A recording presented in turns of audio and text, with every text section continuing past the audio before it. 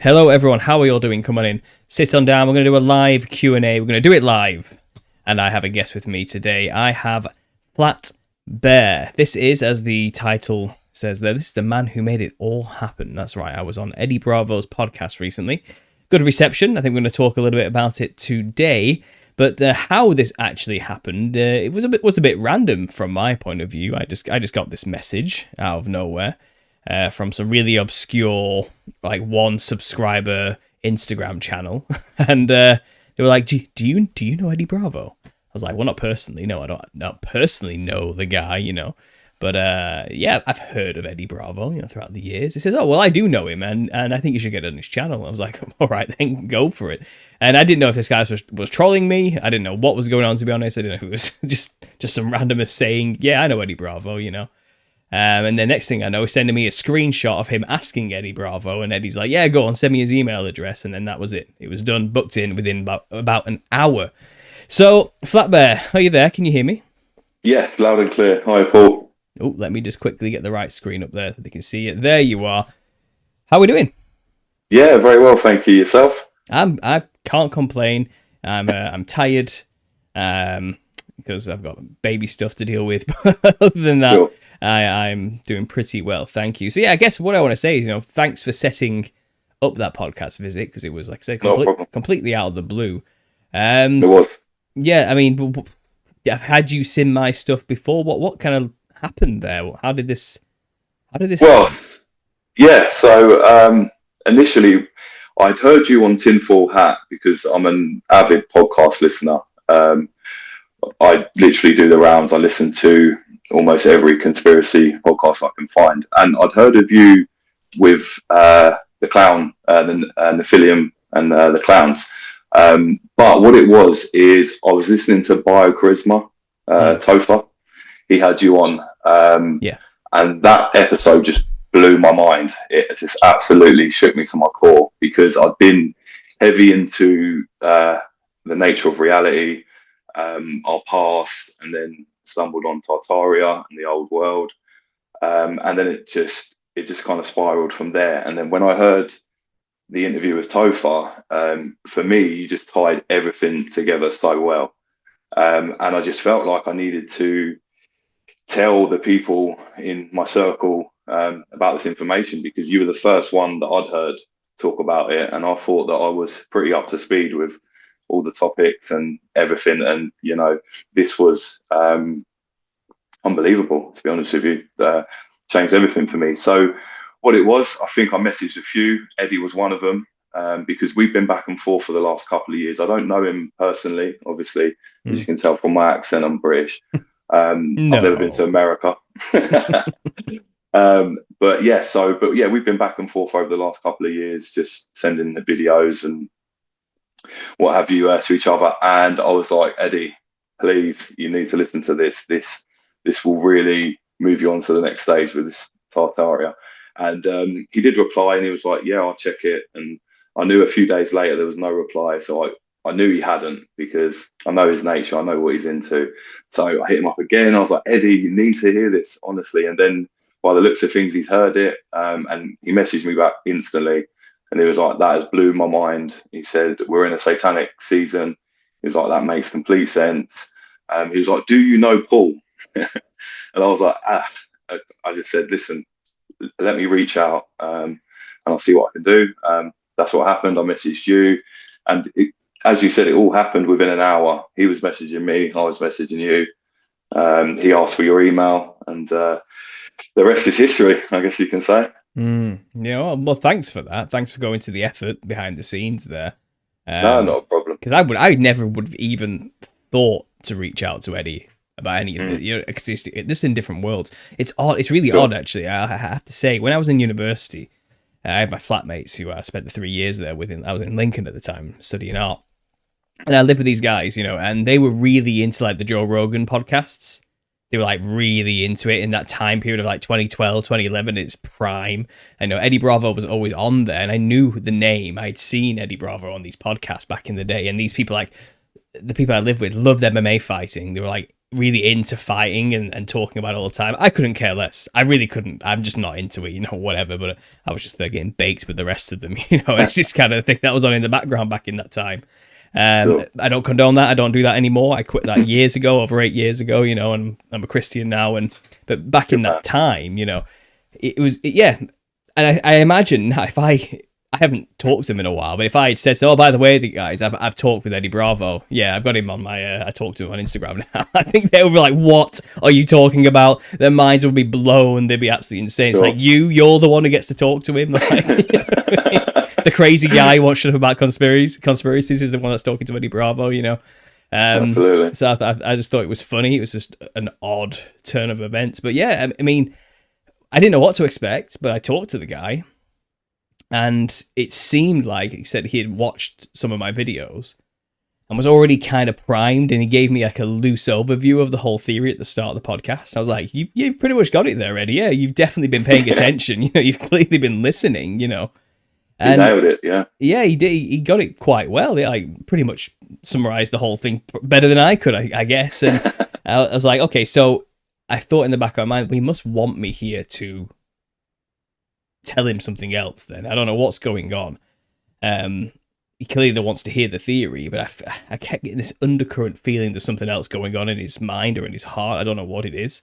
But I feel like he wanted just to hear the Christian perspective a bit more. That's kind of the feeling I got. I don't know if you know anything about that.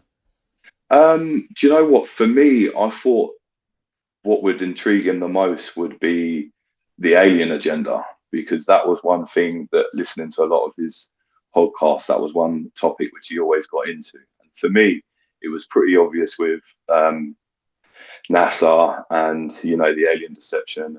And so when I heard you explain that, like, it made a lot of sense. And I thought that would be his main thing. But I think flat earth, for a lot of people that aren't religious, I think it really brings them to Jesus or God or a creator. Once you realize, you know, the nature of our reality, it definitely points towards a creator opposed to the Big Bang. So yeah, with Eddie's, the thing which really struck me, actually, I think about 15 minutes into the interview, when he asked you about why would God let Satan out for the little season, and then you replied, and then it just stunned him. He went silent for a moment and pulled his head away from the mic, and yeah, I think it really hit him. What did he say? He said I think he said it gave him chills when you said that God let Lucifer out to test us. I think he said he felt like a wave of something come over him or something like that. That was it. Something like that, yeah. And honestly, I've watched hours and hours of him, and I've never seen him have a moment where he's stunned into silence for a few seconds like that. So, yeah, I definitely think you're tapping into something that a lot of others ain't. And even how he ended the podcast as well, he was very nice and gratuitous towards you. So yeah, I think you really did a number on him, to be honest. I was not expecting it. I literally just did what I do on every single other podcast. You know, I just wasn't. You know, it's classic. Just be yourself. That's just what I did. I just was just my consistent self and just did exactly what I did with anybody else. And I guess I'm not really like awestruck by Eddie. I don't know him or follow his work, so it's not like he's like he's a celebrity, isn't he? By in our circles. Yeah. But I guess I didn't really think of it that way at the time. So, and I didn't know how he normally behaves. So for me, I thought that's just what Eddie does. It's just the way he is. But people are telling me afterwards, I've never seen him act like that before. I'm like, act like what? Just politely, quietly listen to his guest. Like, do you know what I mean? Like, I don't. But people are telling me that's not normal behavior after the fact. So it's new to me. Yeah, no, honestly, I've watched hours of, and also just speaking of his popularity, Joe Rogan, the podcast is the biggest in the world, and he's the only guy that I think Rogan has on just off the cuff because they're really good friends. He helped him with his jiu-jitsu business, so yeah, he's very well known, and I've just never seen an interview that's affected him in that sort of way, but in a positive way. It was nothing bad there. But yeah, what a guy. We'll see what happens. I mean, yeah, he was open to it. I've joked. I sent him a message saying, thanks for having me on. Hit me up when you want to know about the clowns. So we'll get him on. I'll manage to talk to him about the clowns one day, and we'll have a catch up period maybe in a couple of months' time. And I'll ask him, so how's the little season settling in your mind? I'll ask him how it works because it takes time to process this type of stuff. It's relatively new in terms of a concept and an idea in the conspiratorial world. We've had similar ideas such as amillennialism and preterism, which have kind of said, a lot of prophecy has been fulfilled, but it was all spiritual in nature. I don't think there's really people like us that have been around saying, no, it was 100% physical and real. There was a kingdom on earth with buildings and everything and saints walking around. We're like the first people to say that. And it's, we're getting a lot of mixed reviews lately. I think all the big churches and the establishment Christians, shall we call them, are all pounding their chests now, saying, "Who are these people saying this heresy? Who are they? Did they go to seminary school? Who are these people? We're getting a lot of that happening now, and it's interesting times, absolutely. And I hope whenever Eddie releases the podcast on like Spotify and stuff like that, we'll reach a lot more people. Because right now it's on Rumble, and I think it's only been seen like 2.6 thousand people on Rumble. Yeah, something like that.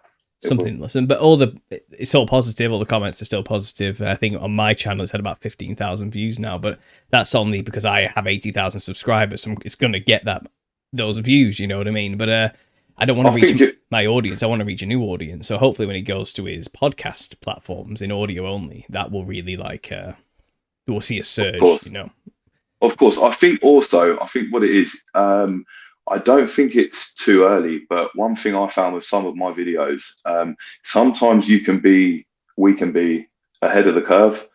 And I've had videos which I put out and they've had just a couple of thousand views in the first year. And then the second year, they explode and everybody shares them. The views shoot up. And then within a month or two into the second year, it's almost quadrupled in its views. So, this may be a case where, it's snowballing, absolutely. But we may just be a little bit early, or if not, we're right on time. But as you say, it only being on Rumble, it's only going to get that Rumble crowd. I've only actually downloaded Rumble 2 months ago. So, prior to that, I wasn't aware of it. So. Well, the Rumble crew are like a committed truther crew, so it might only have 2.6 thousand views, but for Rumble, that's quite good actually. And they're a concentrated viewership of truther types. You know what I mean? Usually on Rumble, on YouTube, you get anybody and everybody watching your videos from all sorts of niche topics and worldviews and identities. But Rumble seems to be where the alternative people went.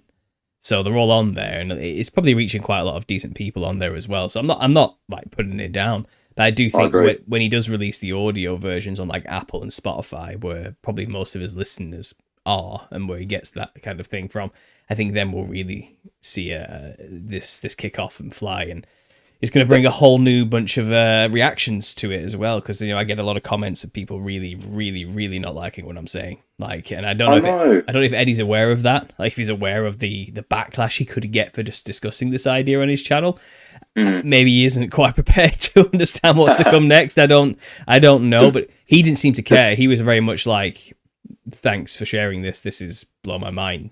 And that's what I was going to say. I don't think he cares. From what I get from listening to hours and hours of him, he's not afraid. He's the only one that sits on the biggest podcast in the world and tries to talk about flat Earth while he's getting mocked and laughed at by the people in the studio. So I don't think he has an issue with the topic. I think, I don't think it's that. But no, he's a good guy. He's a good guy.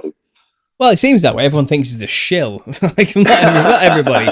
Quite a lot of people, like to say he's a shill out there and he's clearly controlled. And, as somebody who's actually talked to the guy, like, I'm not so sure about that. I mean, the guy makes money doing what he does. Does that make him a shill necessarily? Like, he's purposely out to deceive? I don't know. I think he seems quite humble and sincere in the way he behaved with me.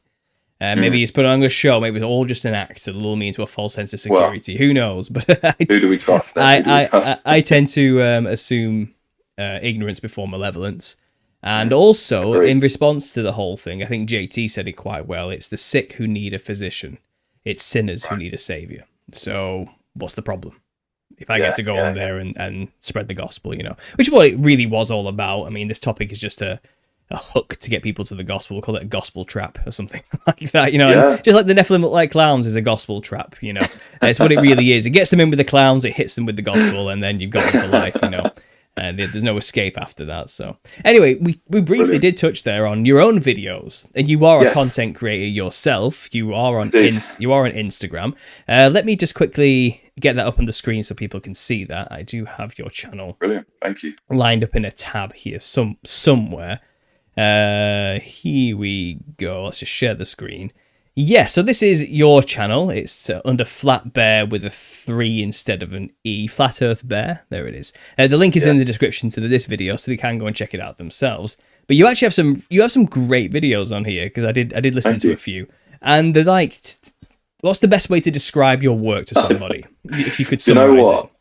Do you know what? I don't really know, because I haven't, apart from my partner in crime, MKP, which we'll get into shortly. I don't really see anybody else making videos of this nature, where basically we are taking audio from podcasts, YouTube, Rumble, wherever we hear something worth putting into a video, and just adding a montage of clips and just visual representations to help you along with the video, adding music or sounds, and just putting it together. I mean, it literally started as a hobby. It was just, I really enjoy the process, because what it is, I'll be listening to a 2-hour podcast, and I will hear 2 or 3 minutes somewhere in there, and I begin to picture the video in my head.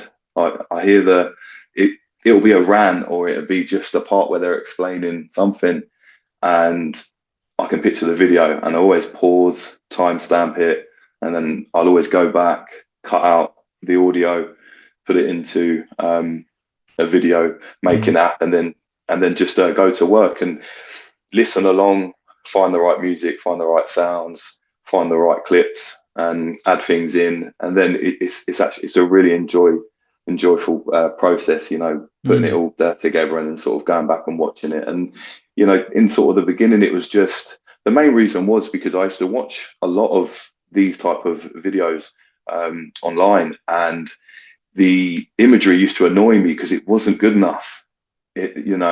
Early when I used to watch Eric DeBay's videos, I used to really enjoy the information, but the visuals just wasn't doing it for me. I was like, this can be better. So that's where it kind of started. And it's just got a really good reaction online. I think the thing is, I think like most of us, I might be shadow banned because I was rising last year. I went from about 2,000 followers to the six that I've got now. In a few months, I was knocking out videos every other day, and it was really speeding up. And then it just kind of capped at 6,000. Now I don't seem to get any more than 300-400 views on the story. Not that many responses anymore. And then also I get countless messages from people saying that they're clicking my videos and they're not playing. So I don't know what's happening there, but Odd. I think it just lets me know that maybe I'm over the target and I'm doing the right I thing. think so. Yeah. I mean, it could be that you like, because obviously Flat Bear, I'm guessing, is a Beartaria reference to Owen Benjamin. Absolutely, yeah, that's where it began. We've got quite a few bears in my own audience here who are a bit of a crossover there. I've yet to speak to Owen myself. I would like to have a conversation with the guy one day, maybe for a truth or therapy session. I think we could have a really fun conversation.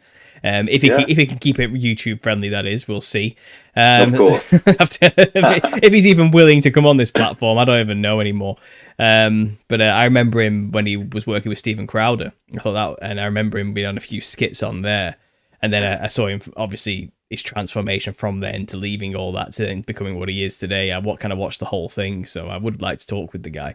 And obviously, some of your own videos there I've seen, they kind of used a lot of his quotes in the early days, but you seem to be branching out recently and kind of going to all sorts of people and voices and truthers. And I'd say what you're making is more akin to art than it is anything else. It's there's an artistic, stylistic flair to what you do, which I appreciate as an artist myself, as someone with a degree in art. And you're kind of a man of my own heart with what you just said there. You were watching these videos and they weren't good enough. And you were sad that the information was so great, but the visuals and the presentation was lacking.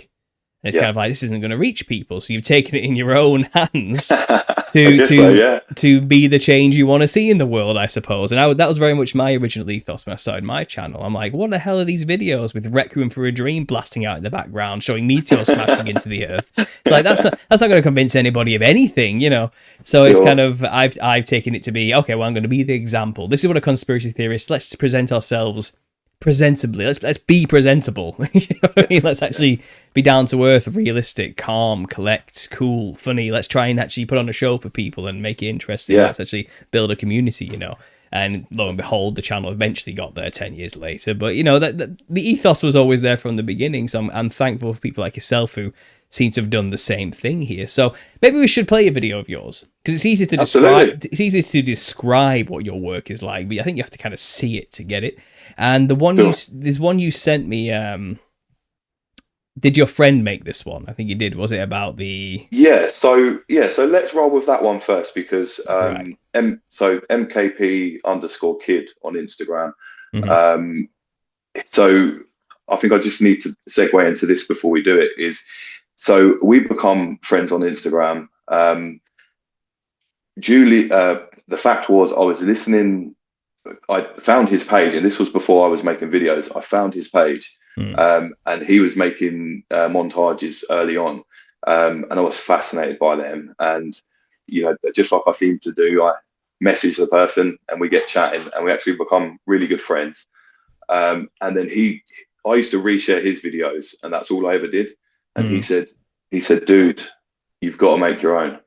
He said, you can do this, make your own. So, and it was something I hadn't ever sort of done, but I was, as you know, into conspiracies, enjoying his videos and YouTube. And I ventured out, I made my own. And then, it kind of snowballed from there. The rest is history with my videos. But he was the catalyst to actually push me to start. So MKP_kid on Instagram, he's the man. Right, well, you did send me some videos here, so let me just quickly scroll up and find them. And I am sharing the screen with you now. Can you see the screen? I can, absolutely. Good, so you should also be able to hear the audio, which means our audience can also hear the audio. And this is the MKP kid, your friend that you said here. This is one you sent. So I think we'll start with this one.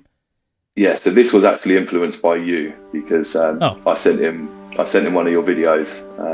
Brilliant. Yeah, so this is this is for you.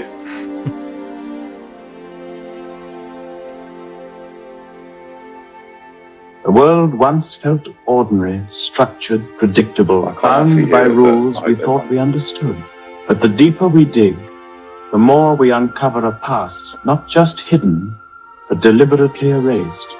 Impossible structures and events twisted beyond recognition.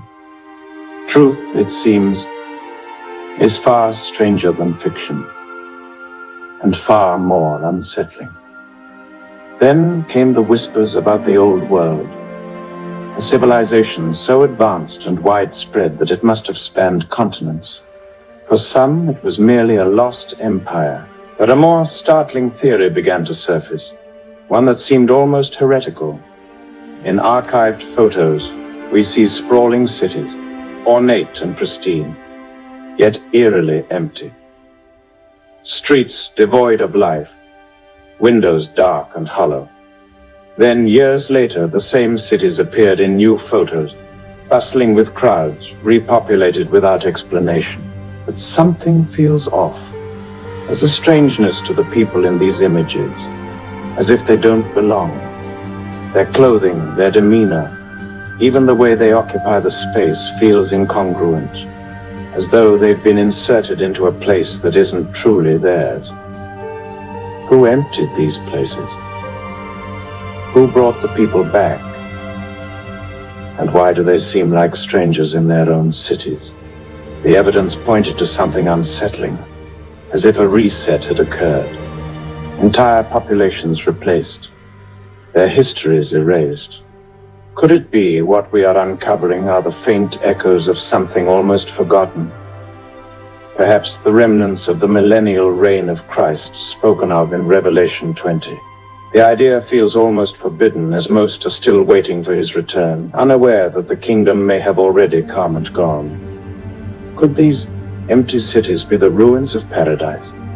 Are we living in the shadow of a golden age, deliberately buried and forgotten? At first, it sounds absurd, too big, too impossible. Yet there's a persistent tug in the back of your mind, urging you to rethink everything you thought you knew. The hints grow louder with each bizarre finding.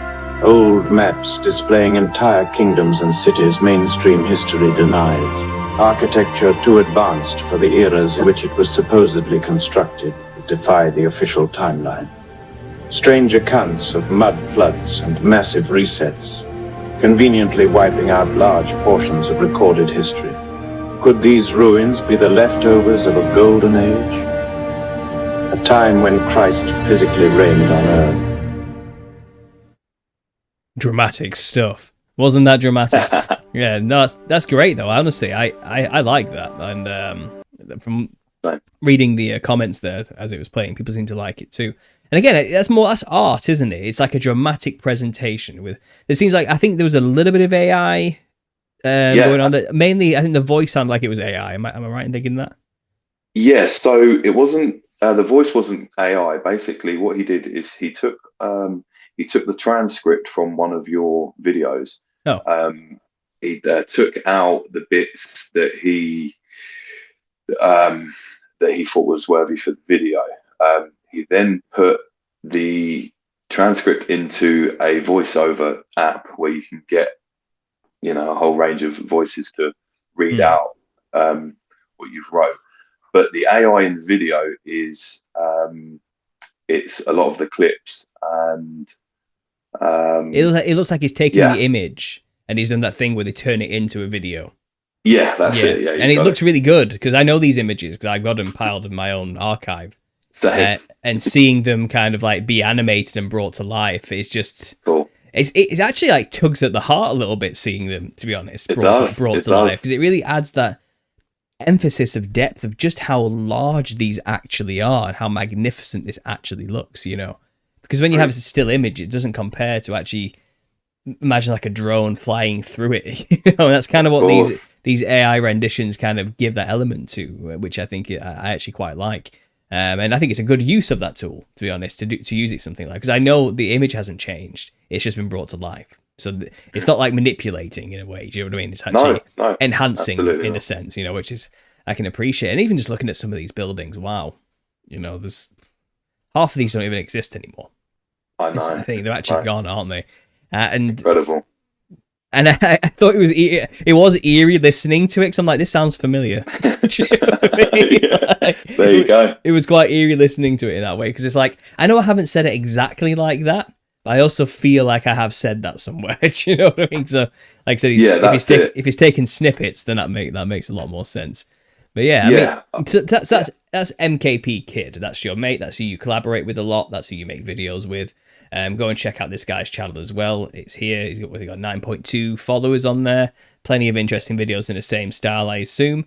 Yeah, definitely. That's it. Yeah, Perfect. We're very similar with our styles. And then yourself here. Is there anyone you would recommend playing for the audience now? If you want to give them the best of your example, shall I do it through YouTube maybe instead?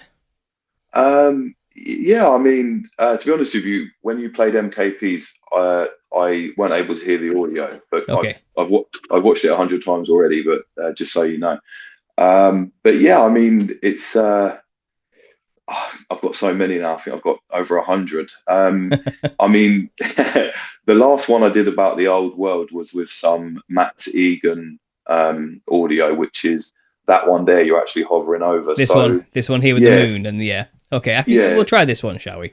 And I think you said you were working on one with my recent audio as well. Did you say that? I am. Okay, interesting. So let's try this one then. Let's just see just because it gives an overall view of your style. And I think I went through quite a lot of them. It's like, okay, I can tell instantly this is going to be one of his videos now.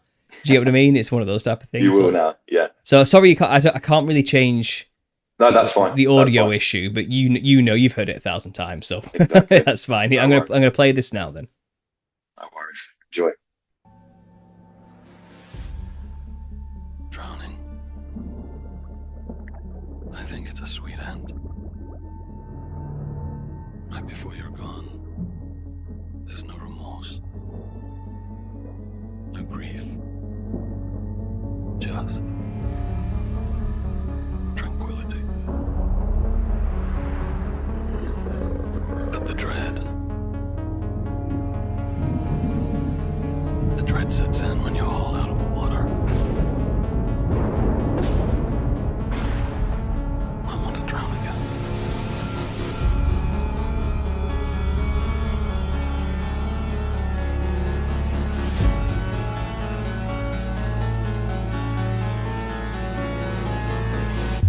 And history is fabricated, completely fabricated, all of it.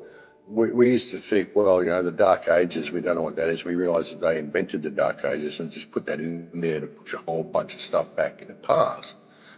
And we realised, you know, some of history might be wrong, but no, it's all fabricated. The whole lot is fabricated.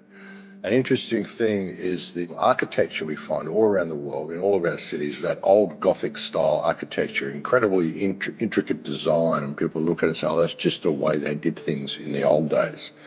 A lot of those buildings, like, they're so beautiful. The design of those buildings is so beautiful. And think about it, if we lived in a feudal culture, if we lived in a culture where you had to go out and work for a living and earn a wage in order to pay to be alive, you would never have had the time or the inclination to construct buildings that look like that and function in the way they did. These buildings were created as artistic statements. I mean, they were functional. They were power sources. They were generators. They used to generate their own free electricity, all sorts of things. But they were constructed in such a way that the beauty was a part of it. You just wanted to celebrate what you were creating. We don't do that sort of stuff anymore. Just the beauty of those buildings and the incredible complexity of those buildings is a great indication that we didn't live in this pay-to-be-alive society that we're living in now. Tartaria was all over the world. It was an advanced culture that had free energy. It was based on etheric energy, and it existed up until around about 200 to 250 years ago. We think even like the earliest would be about the mid-1700s. It maybe was destroyed, possibly even a little bit later than that. And around about 1880, the late 1800s, they repopulated the world with children. And then they taught them whatever history they wanted. And you've got to wonder where all the children came from. Just look up foundling homes and foundlings and orphan trains across the United States, across Europe. They were everywhere, children everywhere. I've often referred to the earth as a people farm. We're living in a people farm, and people don't really realise it. I think of each country as its own separate pen. And what they've done now at the end, this is harvest time, and they're stock taking. They've closed all their pens, they're doing their stock take, and they're harvesting all those souls that they can get, leading them into the mainframe. And it's a natural progression from what happened in Tartaria. I mean, this will be the complete loss of human consciousness if they are able to lead us in there and actually able to get away with this. It will be the end of humanity. But when you really look at what we had, I mean, it's incredibly inspiring to see the art and to see the ancient history that's right there in our own cities if you just go out and look around your city with the right eyes. And it's important to remember this, that this is a pattern that repeats itself throughout history. Good stuff. Let's just stop that before it repeats itself. Yeah, no worries. There we go. Yeah, dramatics. I remember listening to Max Egan years ago. I remember him Yeah. being like one of the first voices I was kind of listening to when I was back in my Tartarian days, because Of course. it seems to be the pattern, isn't it? You know, you start with the Tartarian stuff, and it kind of segues and leads eventually to the Millennial Kingdom stuff. You know, and Absolutely. I feel like that's what happened there. I mean, do you want to walk us through your own journey to kind of getting to all of this? I mean, Yeah. Go ahead. Yeah. Okay. So, I mean, where do we begin with this? Well, how I old are think you? How old are you, first of all? 36, 37 this 36. summer. Yeah, so we're Yeah. about a similar age. So I'm guessing we've been going through similar styles. Definitely. So tell us where it began, where you kind of got into conspiracy at all, because you don't just get here overnight where you are now. You know, this is a Absolutely. long journey. So Absolutely. let's just start from the beginning, and I'll let you go. Yeah, no, of course. Well, I've been asked this question many times, and it doesn't change every time. But I think, to be honest with you, the best place to start is when I was around 5 or 6, and it's when, I don't know if many people can relate to this, but it's when I realised that adults are capable of lying. I don't know if that rings true because as like a young boy, my parents were the authority. Anybody older than me knew what was right, and I had to obey. It was when, yeah. So that was, for me, that's as early as I can sort of go back to me realizing that things can be manipulated. I know it seems so far back now, but yeah. So I went to a Catholic school. Uh, Always had debates with my RE teacher, just about everything. And I would say I probably left school an atheist. I think it kind of, that mass every day and being forced to go to the chapel once a week as like a young boy that was kind of lost in Britain, I guess, with so many unanswered questions about where we are, why we are, who we are.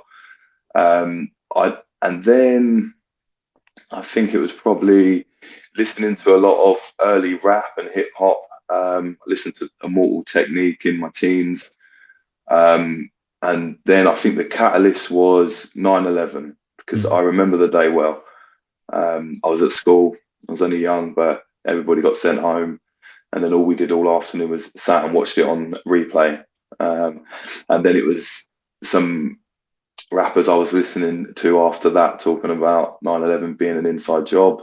And then I think from there I just had a complete distrust for authority and the media. Then I remember early 20s finding David Icke and listening to Icke and sort of going into all of his rabbit holes. And then it just it's like a splinter in the mind, isn't it? You know something's wrong in the world. You don't know what it is.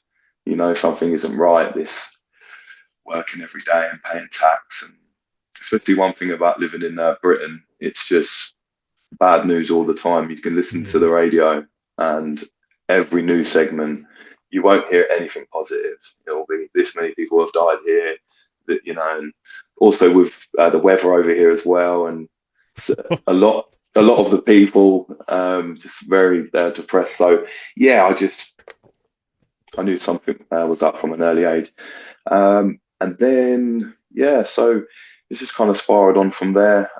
David Icke, and then David bit of Icke. Alex. That's a classic, isn't it? I know, right? Alex Jones, then sort of reached over into America, and then also, as you said at the beginning, I was listening to a lot of Joe Rogan early on when he was talking about the moon landings. So yeah, that kind of sparked an interest, because as a kid I loved space.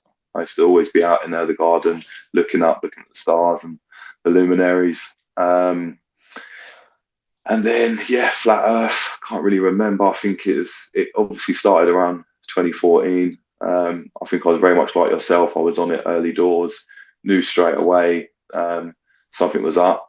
It doesn't really make any sense about the rotation and the curvature.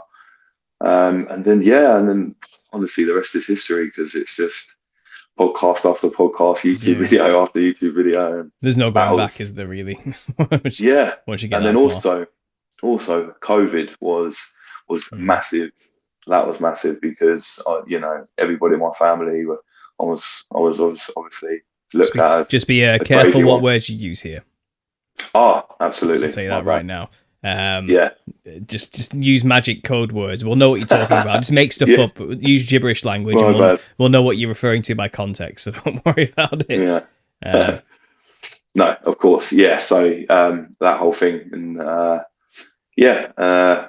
and then obviously, that's where I'm at today. I started making videos just to help wake people up, I guess, and help and just put some enjoyment back into it, because a lot of this information is very depressing. And I think if you go through my videos, it just kind of puts a light-hearted spin on it. And I've honestly, over the years, I've had nothing but good responses from people saying that I've helped them with their relationships, helped them with their connection with God, helped them with their friends and seeing the world, and their own battles and struggles. So that's always pushed me on. A lot of the messages that I've got. But, your story was interesting because you mentioned there about just growing up in Britain in general is a misery. I can empathise that. I suppose that's why our humour is the way it is. It's just dry, straight to the point sarcasm that we have, because it's kind of like we have to be like that because we live in like colourless, abject drudgery every single day. Like it's we have no vitamin D. There's no we've got nothing. We're desperate for like happy energy. Like we just don't have it. We don't get the sun. It's just rain every day and grey, and then we have a summer that lasts like 2 weeks if we're lucky, and even then it isn't burst through the 23 degrees Celsius level. Like people don't really understand what England's like unless you live. And it's not all London, and it's not all Cornwall and Brighton, all this type of thing. It's pretty brutal out here in most places, and impoverished in most places, and brutalist architecture pretty much dominates everywhere, And all the nice places are just full of rich people, and we can't live there. We're not allowed to live there. Like, you just can't afford to go to the corner shop in that bloody place. Never mind buy property. It's kind of everything's. It's such a small, compact island that we're kind of in we can't help as working class people but become conspiracy theorists. Exactly. In a way. You explained that very well. That's exactly what it is. One thing I've noticed over the last few years with the weather manipulation is that they definitely limit our sunlight. I mean, there's people speak about what are they spraying, what's the purpose, but I think it's always multi-angled with these guys. But one of them over here is definitely we get our sunlight limited. And I think as well, the thing that I've noticed working over here is that the mornings are normally absolutely stunning, and then by 9-10 o'clock the sky is littered with lines, and then we're cloudy all day till about 7-8 o'clock in the evening, and then all of a sudden the clouds just disperse, and we can see the stars, we can see the moon. It's beautiful through the night, and then first thing in the morning again, the chemtrails are back, the clouds are back, all day cloudy. That was actually one of my first major topics I got into, the whole spraying in the sky situation. Yeah. And I joined a group I say joined. I kind of, I don't know what you call it. I followed a group or something like that. I got to know the people involved and I recorded them. And I might have the video somewhere, some of the stock footage that I took from that and the footage I took. But they were called the Lincolnshire Chemtrail Awareness Group on Facebook, and they were actually quite a decent sized group. And they branched out to have sects in different cities. The anti-weather modification group, wherever, name your city, and they all had their own versions. And Wow. I kind of joined them and I followed them around. And there's this guy called Peter who kind of ran the whole thing. I think his name was Bogle. I can't remember. But I remember joining these guys, and I remember BBC Radio Humberside or something like that made a mocked conspiracy theorist talking about chemtrails, because it says, have you heard about this? The Chemtrail Awareness Group is holding an awareness day in Grimsby this weekend or something like that, and that was the event I was going to, and even the BBC had clocked onto it and mock these things. And the guy, his co-host, was like, crackpots, all of them just crackpots, aren't they? They're absolutely insane. It's kind of, and I was like, typical BBC, just smearing before investigation type of thing. But it's kind of, I had seen what they had seen. There's these huge, exactly as you described, and they expand into a spider web mess, like a like a daddy long leg web or something, and then it would just blanket the sky, and then that was it. It'd just be, the sun would lose its edge. All the shadows would be fuzzy on the ground. There's no sharp shadows anymore, and that's our entire day. Our sun's been filtered. It's gone, and that was it until about sunset, when it would dissipate and they'd have to start again in the morning. And I remember that was a big one for me. That was a big wake up one for me. It's like, what are they doing? What is going on? This is nuts.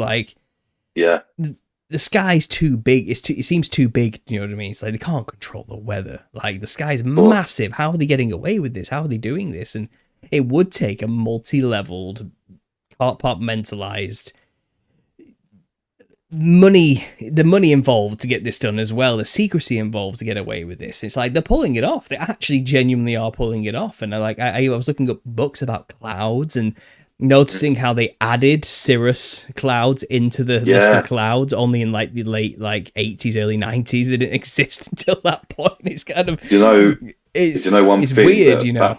Go ahead. Yeah, one thing that really threw me off is that watching back old films now, and there's chemtrails in the sky in the background. They've been adding them into old films now, and that was, I think, it was Over the Hedge. It was just some Pixar or Disney film. I watched it, I don't know, a few years back now, and I just remember it was like a Simpsons sky. It was always beautifully blue with the big fluffy white clouds. And I watched it back recently with my nephews, and there's chemtrails in the sky in this old film, and I was like, they were never there. They really wasn't. So, they're getting really sneaky about it. They're inventing a false reality again. They're rewriting history. Absolutely. And they're making it seem as though, this has always been the case. The sun's always been this color. You know what I mean? The sun was never dark orange yellow. What are you talking about? It's always been bright white. And it's kind of, they've completely, it's so nefarious, that one topic. Yeah. But it's also one of those topics you can't actually talk about online on YouTube much, or they'll start branding. I won't be surprised if this ends up with a box at the bottom from Wikipedia telling me about it. Because it's even mentioning it. It's my fault. No, but the evidence that comes out for this is unprecedented. And whistleblowers are getting involved. People are confronting the pilots actually doing this. They're showing the planes that actually have it's getting a little bit it's obvious people are testing the ground now. They're testing the water. They're finding out what's in this stuff, and it's not good news. None of it's good news.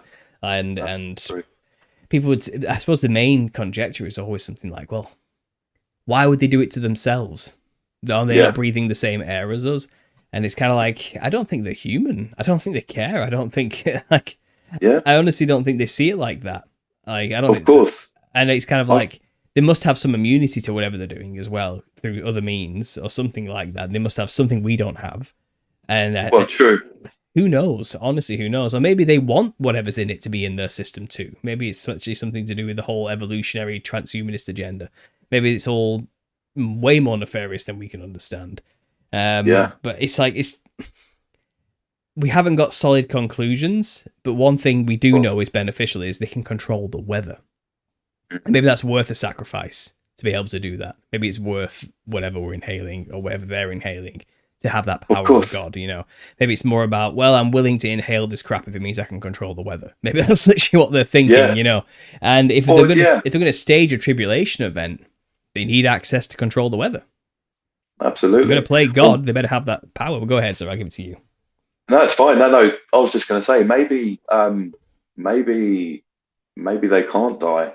You know, maybe they're not, or you know, maybe they're meant to live a lot longer than us, and maybe they're not outside as much. Maybe they're underground. You know, there's so many different maybes when you think about it. But are you aware of Crow 777 radio? Have you ever?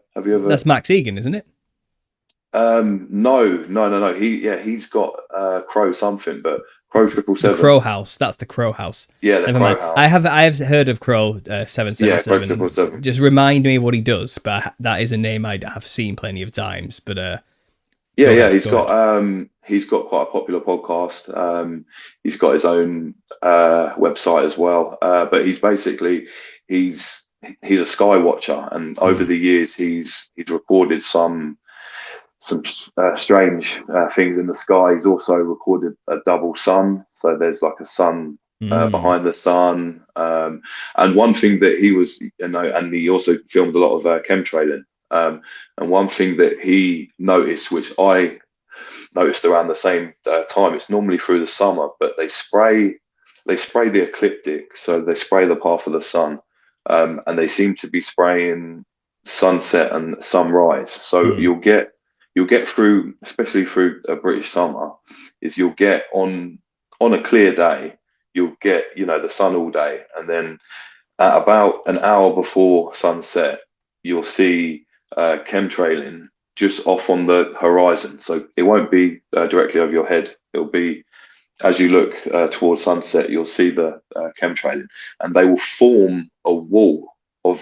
cloud that the sun will go behind. So before, you know, if it was clear, you could see the sun just go over the horizon as it's supposed to.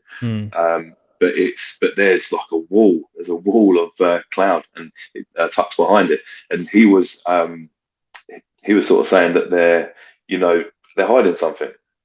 You know, whether there's a double sun visible, or just, I don't know. But he's adamant that they're hiding something from our view, because I think as well, when you're looking at things on a ground level, especially the sun, with the atmosphere hazing and sort of lensing, it can act like a filter. So if there is anything to see, those are the times to look. But yeah, so back to my point is that I think the chemtrailing, I think it's multi-angled.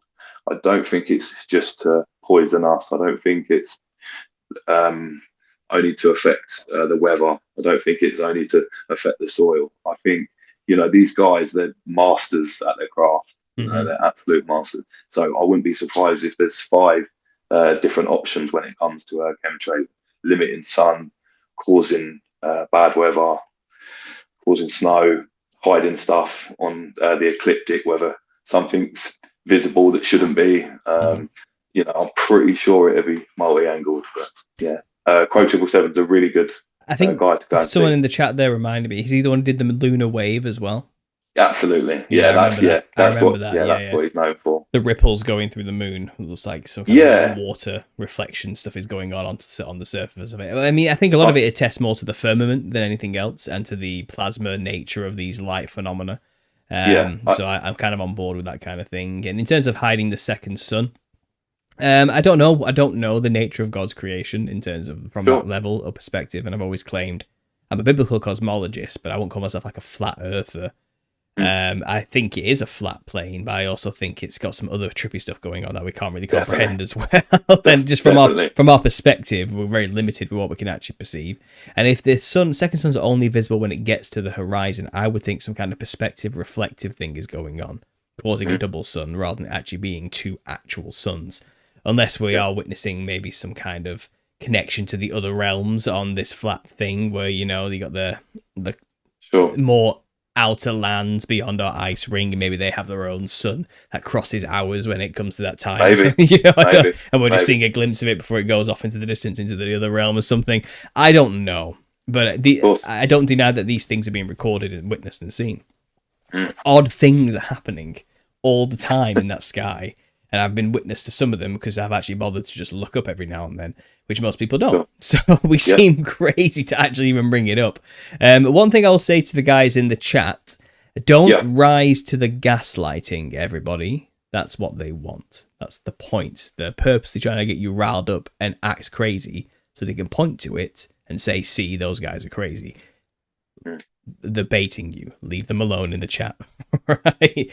We're not here to play games with those people.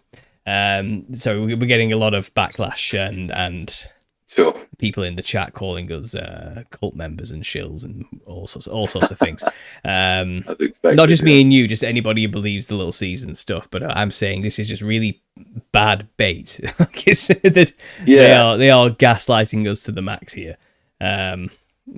It's expected.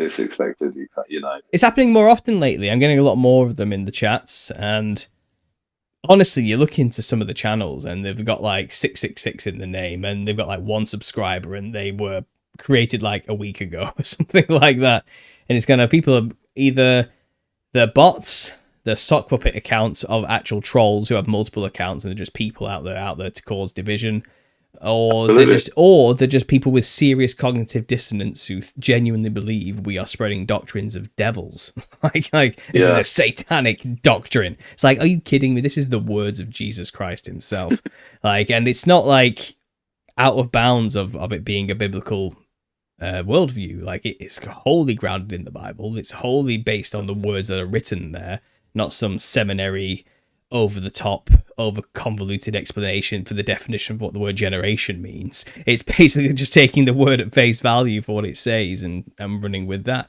And for some reason, it's odd, isn't it? Because it's like there are all these denominations all over the earth of Christianity. Yeah. How many? What is it, like over 4,000, if not more, denominations? I think so. Yeah. That's right. And none of them have an issue with each other.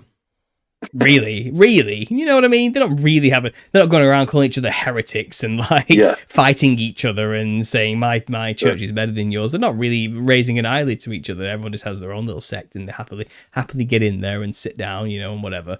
And it's kind of, but for some reason, us, which let's just say, okay, it's a new denomination, let's call it that. Why are we so hated so much? As and we're the ones actually just taking the word at its value and what it says, you know, giving a literal interpretation of the words.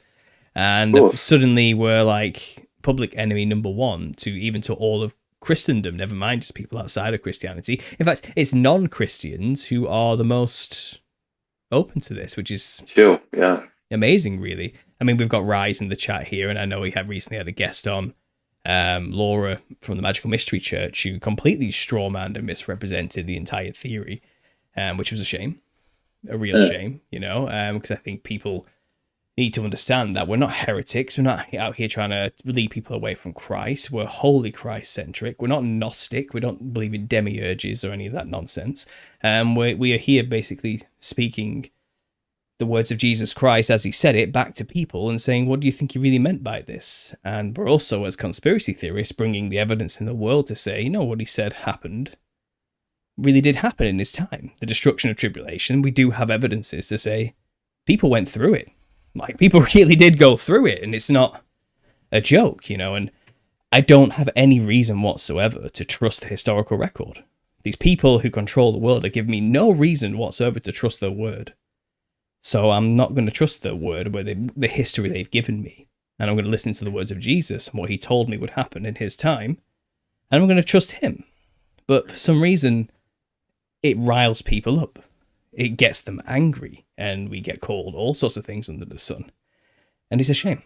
It's a real shame. I just think you're over the target, Paul. I think that is just a telltale sign. I had it early on when I started making my videos, and to be fair, I haven't had a bad comment in a few years, but early on, if you go back and have a look at my early videos, there's comments in there of trolls, and I've had to ban a lot of people as well. I used to get inbox messages of people just as you can imagine, calling me all sorts of names as well. And I'm just like, I'm just a guy from Britain just making videos for people to enjoy. Like, how am I this, that, and the other, you know? But yeah, I think it just shows you over the target, my man. And as you say rightly, how can we believe a word of what they said about history? And that's what's helped me with the little season, because like I said, it tied everything up for me. I had all these loose ends. I knew Tartaria, the cosmology, the Bible, religions, and yeah, the little season just really helped put everything in a nice bow. And so far, I'm rolling with it, because I can't see anything that's gonna stop this. And that's what it is, my man. You're over the target, and yeah, expect the backlash. Something like that. I mean, it's almost like it's anathema to think outside of church orthodoxy. It's kind of like, well, I don't consider the doctrines of men made after the fact of Jesus to be the final authority on what we should take as history and what happened. I take the words of Christ himself first and work backwards from there. And it's not like a denial that there were early church fathers who had opinions and views. It's basically a refutation of the dates they've given us for when these things were written. It's like, we're not denying things happened in history, but the timeline we've been given of when these events happened is wrong, and provably wrong. And there's plenty of archaeological evidence to say that the timings have been completely arbitrarily made. And what we call early church fathers may have really been very early church fathers that literally were in the 1st century, not spread out over the 500 years that we have written and so forth and onwards, you know. And I think, you know, you get these prideful Orthodox churches, and Catholicism included, but many who claim to orthodoxy were like, we have our entire secession going all the way back so far. And it's kind of like, wow, you have loads of writings of men, and you're trusting the words of all these men throughout history. Yet the words of Christ contradict what they're telling you. So it's kind of, we have to wonder in this, if it is a little season of deception, why cling to the rituals and doctrines of men? Why not stick to the words of the master himself? You know, the guy who actually created the belief system we follow, Christ, Jesus Christ, the one who created Christianity. So, well, he didn't call it, he called it the way, as it was, you know? And it's kind of, why don't we just trust his words instead? And I believe the word was preserved. I think God promised that to us, that it wouldn't pass away. And I have no reason to doubt that the word is true. And a lot of people say, you know, well, my relationship with Jesus isn't simply just also based off the book and the Bible, although that is obviously very important. I'm not at all diminishing it. But real Christians have a real personal relationship with Jesus and God.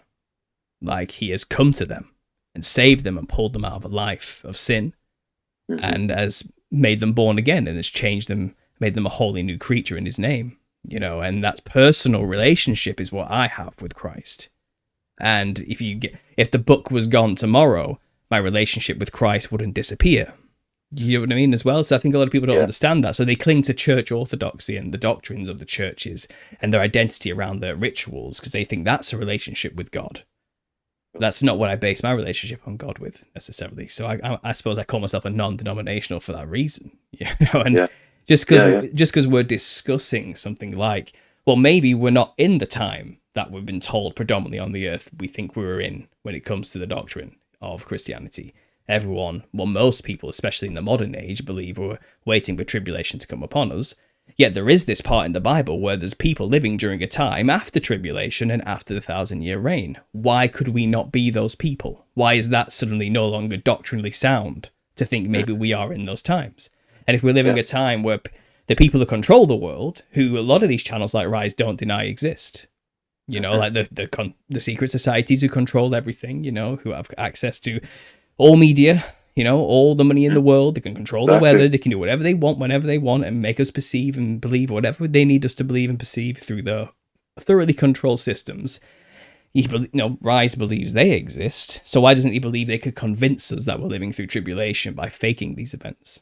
That's also very possible, and it seems like they are, in a very convoluted way, faking many of these events. And if we are in the little season, we should not be taking them just at face value and rolling with it. And also, if we are in the little season, the predominant belief that Christians believe would be the deception, not just a few hundred people in the corner of the internet saying this, you know. So Sure. we have to think about it from these new perspectives if we want to be serious and we want to actually look for truth and not just get comfortable in our old preconceived dogmas. And I don't see an issue with that. Me neither. So, yeah. Sorry, I got people in the comments talking to me. What's going on here? No worries. Have a catch up.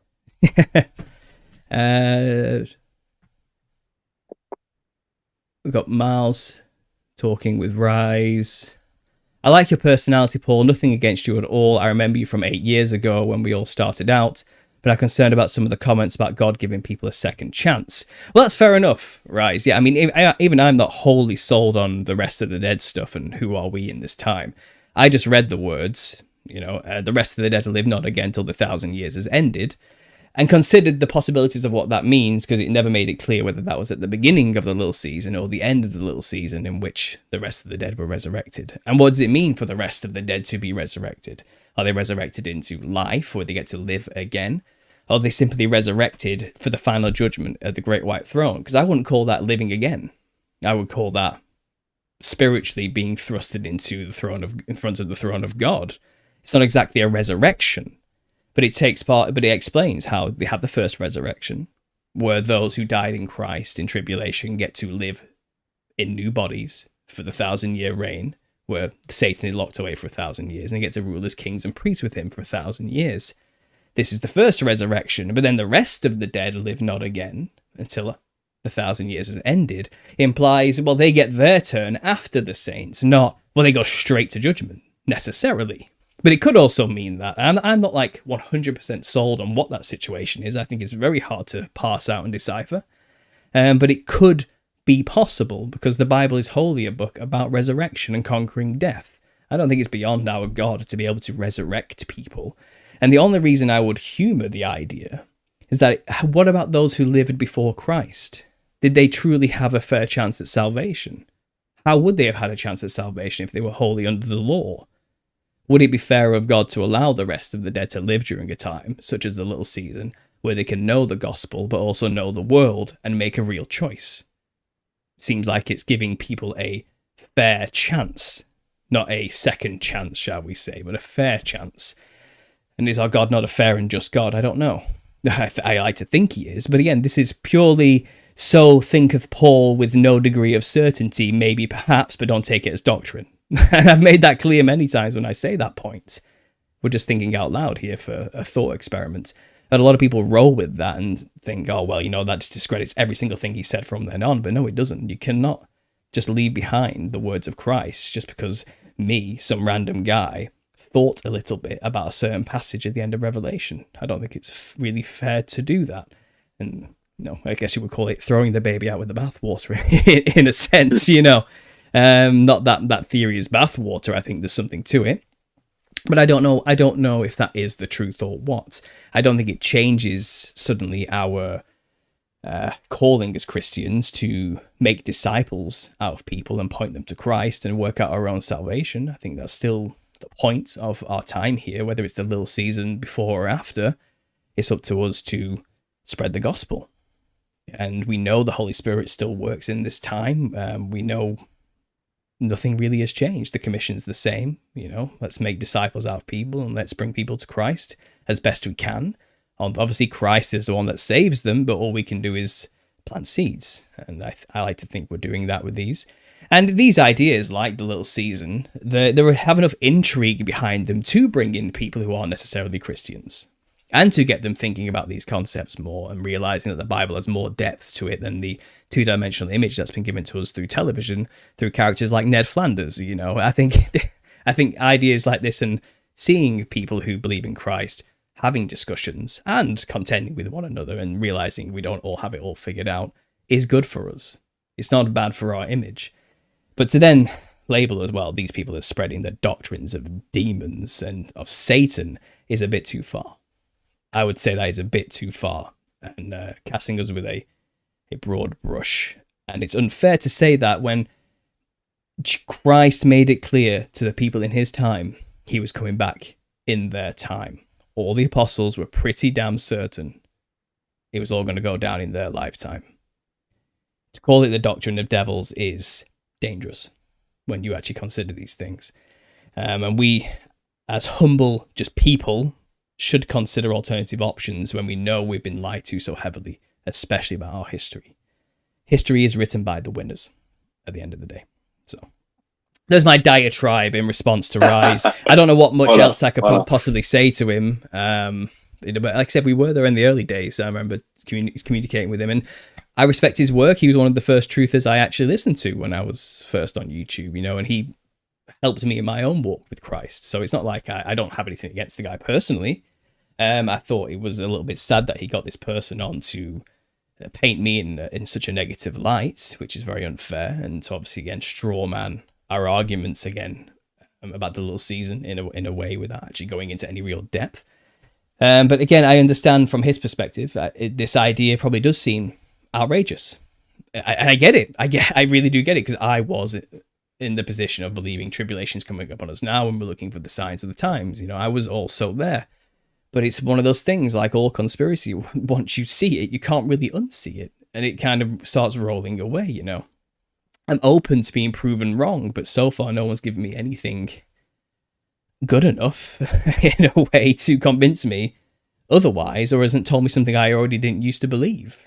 Do you get what I mean? It's kind of, I have been where they currently are. I did believe and follow the same doctrines they are already espousing and following, but when you dig just a little bit deeper, things do tend to become a bit grayer, and it's not as cut and dry as the futurist doctrine makes it out to be. And actually, to be honest, you start to realize the futurist doctrine is far more complicated and far more over the top. Go ahead, sorry.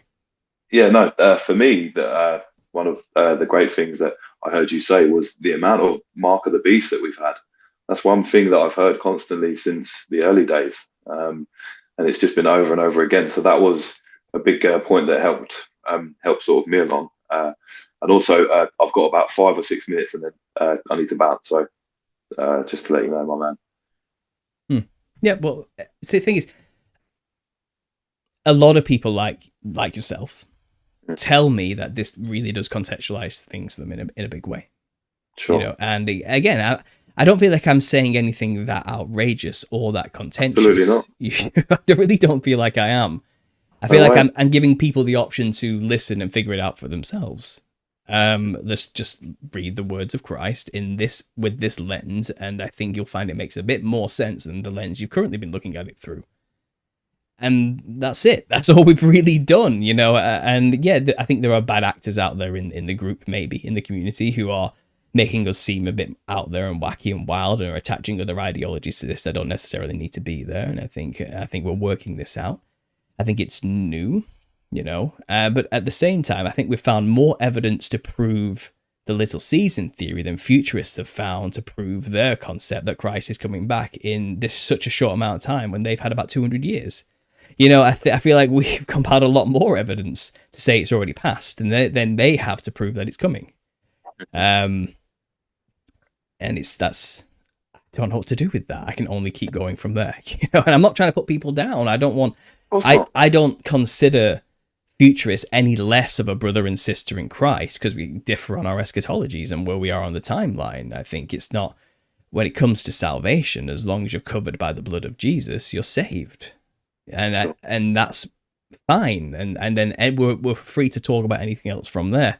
Unfortunately, I don't feel like they're offering me the same grace or the same opinion. I think they see me as anathema, as satanic or evil or a deceiver, and want to excommunicate me from a non-existent church I'm not even a member of. and again, plaster me as public enemy number one, which is a shame, because I don't wish anything like that upon them. If they want to follow the futurist doctrine and continue down that path, more power to them, I suppose. Keep going and see where it gets you, and that's fine. But I'm going to keep doing what I'm doing, and I'll see you at the end in the new heaven and earth, because we're both covered by the blood of Christ at the end of the day. And we'll laugh about it, I guess, when we get there, because we'll find out who was right, won't we? And but fundamentally, the gospel didn't change, and our salvation and the requisites for salvation never changed. So that's kind of where I'm at with this. And I suppose this is, if Rise is listening, or anyone else who follows Rise, I'm offering you an olive branch here of peace. It's like, we're not your enemy. I'm not here to bring you down or destroy your blessed hope, if that's what you feel I've done in some way, because our blessed hope should be in the new heaven and earth that's to come after the little season, not some 1,000-year reign where we get to rule as a god king with Christ all over the earth, you know? I'm looking forward to what's to come after all of this, which is what we all should be looking forward to, you know? That's where our blessed hope truly should be.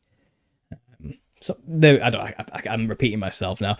Is there anything you want to say? I'll give it back to you. Is there anyone who's got any questions in the chat? If you want to bring anything up, if you want to talk, go ahead. Yeah. Oh no. I'm pretty much there. I just think you're humble. I think you're very knowledgeable. I can't hear or see a bad bone in your body. So, my advice for you is just pay no mind to the trolls. You're gonna, I think, on this path, you're gonna come across a lot of it, and just please don't let it stop you, because you're a good guy. You're clearly a good Christian in that sense, and just keep doing your thing, Paul. I'm going to keep trying, yeah. But sorry, yeah, go ahead. I know. I was just going to say I've got to wrap things up now. So if there's anything else you wanted to ask, no, I'll just make sure the guys know to go and subscribe to your new YouTube channel. You just set it up today for this show. I prompted you to do it, and I was like, go and get the channel set up so I can get the subscribers over there for you. Yeah, go and check out Flatbear's work, and obviously he'll be working with his pal MKP as well. And again, the videos are brilliant. They're good. I think they might be good videos to send to people to get them intrigued, like get them interested. It's like, oh, that's a fascinating perspective. Let me know more, you know, and so go subscribe to his channel, Flat Bear, see what he's coming. Lots of good things coming in the pipeline, lots of work already there to check out and sink your teeth into as well. Thanks for doing this. I really appreciate it. No problem, Paul. No, thanks for having me. Obviously, this is my first time showing my face behind the Flat Bear. So, I really enjoyed it. I'll be here for any future chats you want to do, and thanks for sending. Yeah, thanks for sending people my way. And, no. Thank you for hooking me up with Eddie Bravo. You're the man who made it happen. So thank you so much, and God bless. Take it easy. Yeah, no worries. One more thing. I'll put a word into Owen Benjamin, and I'll see if I can make that happen. Okay. We'll see what happens. Okay. Thanks for that. No worries. Cheers now. Bye now. Bye. There we go, guys. Let me just switch the webcam over. There we go. It's just me. You've just got me for a little bit. So let's see what's going in the chat. I can actually read this now. I'm just going to have to see where people have highlighted. Paul, Rise is engaging with you, brother. Yeah, I saw, and I think I've given the responses necessary. I'm not looking to debate anybody over this. I think I've made all my points quite clear. That's like Roman Catholic limbo doctrine. Yeah, but we're not Catholics, Rise, I would say. We're not Roman Catholic. In fact, I'd say our group is staunch anti-Catholic, to be honest. Peter Hamlet. See, I'm not going to say anything or any comments here on the live that are disparaging him, because, again, I don't think he's necessarily evil. Maybe, I don't know. I don't know his heart. Only God knows his heart. Maybe he is evil. Maybe Rise wants to destroy me, and he's just an evil satanic shill out there who's just out there to deceive us all. Probably not. I don't know that. Just like he probably thinks that's who I am, but he's wrong. I would say he's wrong, but it's easy to band those words around and throw those words around. I'm going to assume he just doesn't understand yet what it is we're actually saying, and has assumed that it's clearly a false doctrine from the get-go. Condemnation before investigation. And I would point him to the Bible, and it makes it clear, it's folly unto those who condemns a matter before investigation. It's there. And you should investigate this thoroughly. I hope he does. I hope I've prompted him and encouraged him to just go and actually look into this more. Go and see the evidences we've been presenting. And we're not claiming to have all the answers and everything ironed out. We're just working backwards from the words of Christ. And that's it.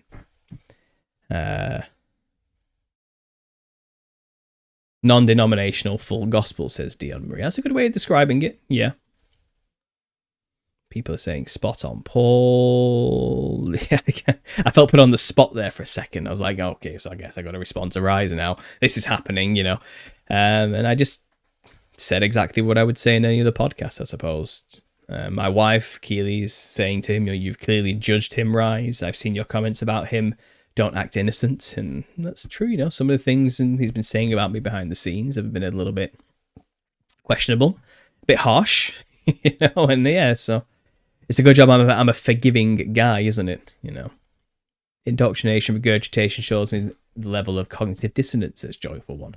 Cognitive dissonance, I suppose, is what the major issue here is. But at the same time, when anybody discovers a new conspiratorial angle or topic, cognitive dissonance tends to be the first reaction. So we have to have grace and be forgiving of that. And whether they may never come to understand it or want to believe it or will believe it, but maybe they will. Maybe they'll go through the motions and end up on our side eventually. It's up to God at the end of the day. It's up to them whether or not they want to actually sincerely investigate. Revelation 20 tells us that the rest of the dead will not live again till after the millennial reign. So then, who are we to say God isn't giving them a second chance? This is what I mean. It's up for interpretation, isn't it? But again, I wouldn't pin my hat on that doctrine as 100% truth. It's kind of irrelevant. All we need to do, whether we are given a second chance or it's our first chance, is just work our way in our salvation out with Christ. So just do that and we'll find out afterwards whether we were already here before or not. You know, it's not really relevant. It was just interesting food for thought based on interpretation, is what I thought when I brought that up. Me, being the naive fool that I am, didn't understand when I brought that up for the first time on YouTube, that it would get people angry. I didn't understand that that would cause issues in the minds of a lot of people. I didn't get that this could be considered heresy by a lot of people, because I was just reading the book and says, oh, well, that's interesting. Maybe it means this. My naivety, not knowing the rules of engagement and how proper behavior should be for a Christian, bit me on the ass for that one, I suppose. And now everyone's calling me a heretic under the sun, and besmirching my good name, shall we say.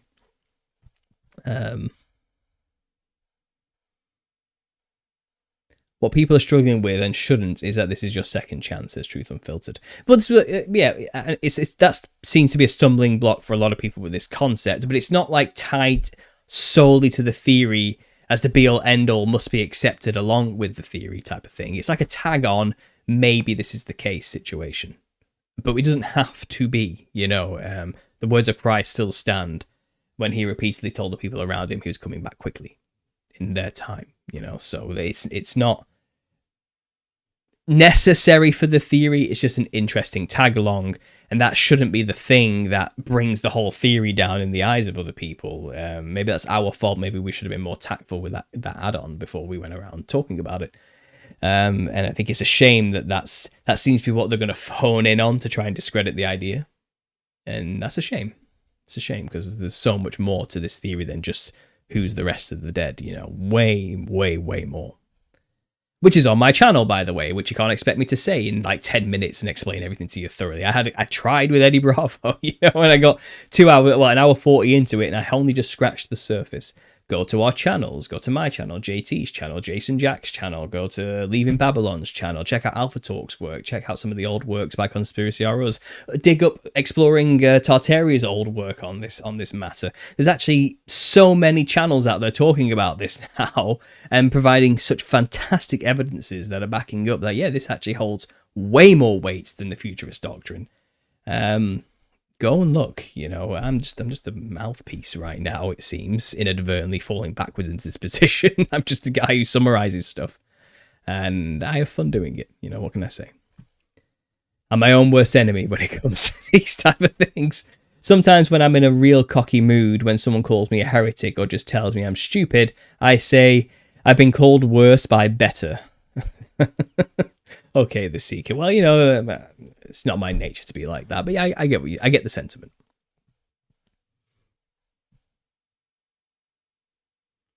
What do you think Jesus did after he died on that stake? He went to hell, Hades, and preached to all those that didn't have a chance to know Christ. So you're saying all the people for thousands of...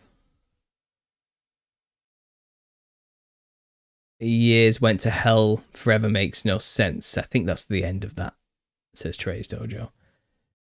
I'm not sure what you just said there. I'm not sure what your point was. I'm sorry. I'm sorry. I didn't understand that. Maybe rephrase it. I think the digital currency will come sooner than we think, says SP. Yeah, a bit off topic, but yeah, that does seem to be right around the corner. Absolutely.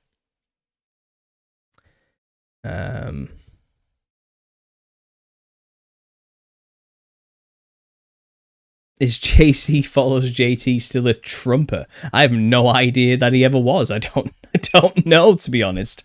I don't think so, though. Maybe I'm wrong. I don't want to speak for the guy. My opinion is nothing major good will happen in our lifetime. Just more and more of the same BS. Maybe. Let me just... Everyone's calling me Ginger in the chat. Let me just change the lighting in here a little bit to less orange, more white. Does that make me less ginger to all of you out there? I don't know. Because I swear, my hair is gold. It's not really... The beard, yes, has a little bit of ginger in it. A bit more grey than I would have liked these days. I'm not going to lie. It's all catching up on me. But if I got rid of the beard, I don't think you would call me ginger necessarily. I think you would just say I'm just a fair-skinned blonde person. Just throw it out there. It's the lighting, guys. It's the lighting, I swear. Went to hell forever makes no sense, says Trace Dojo. Okay.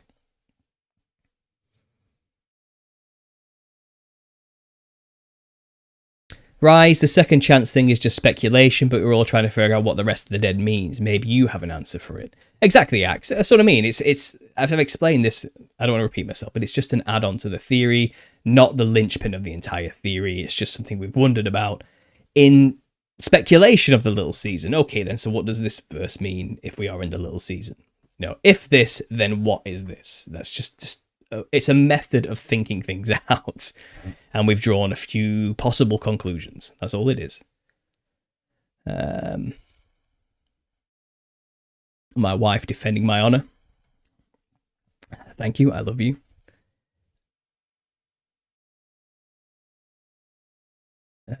Have you noticed no other ministries have come after this? They can't, and they know why, says Peter Hamlet.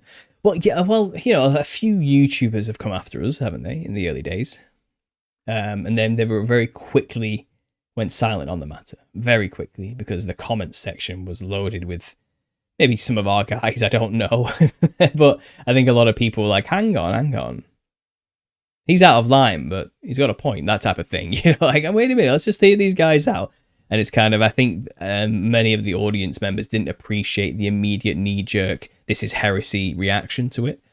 And then I think they realised, this little season thing is actually way more complex than I realised. And they just don't want to go there. It's like, I'm not touching that with a 10-foot pole anymore. It's too controversial. It's going to rile too many feathers. And it means if it is true, I'm going to have to now shift my entire ministry, over... And admit I was wrong on so many things, and that's where true cognitive dissonance suddenly takes over, and it's kind of, they'd rather just ignore it and bury their heads in the sand than confront what the consequences of believing in the little season would be for their ministries, and that's understandable.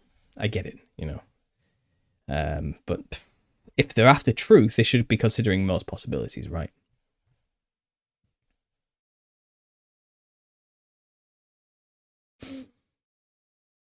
Listen to the Eddie Bravo pod this morning. The ultimate podcast for me would have you two together with Owen Benjamin. Okay, yeah, everyone seems to want to get me with Owen Benjamin. I can't say I agree with everything the guy says. He's a bit of, he's a comedian, and I think we can have a fun conversation, certainly.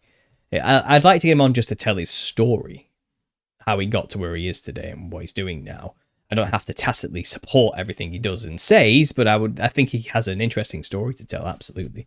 And I'd like it to come on and tell that story.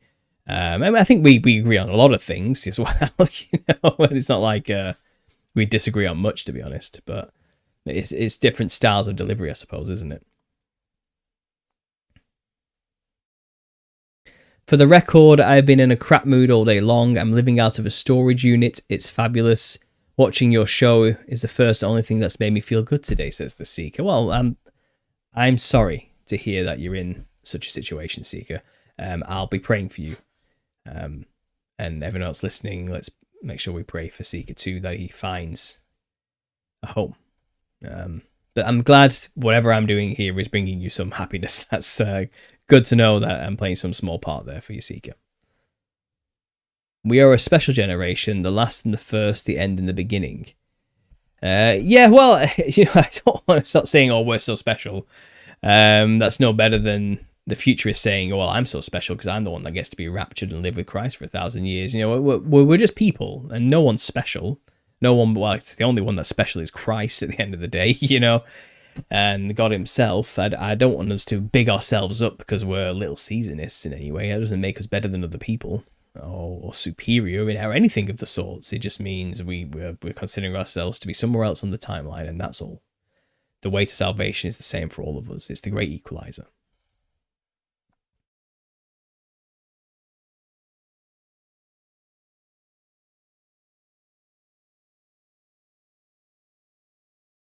What's Wendy saying there?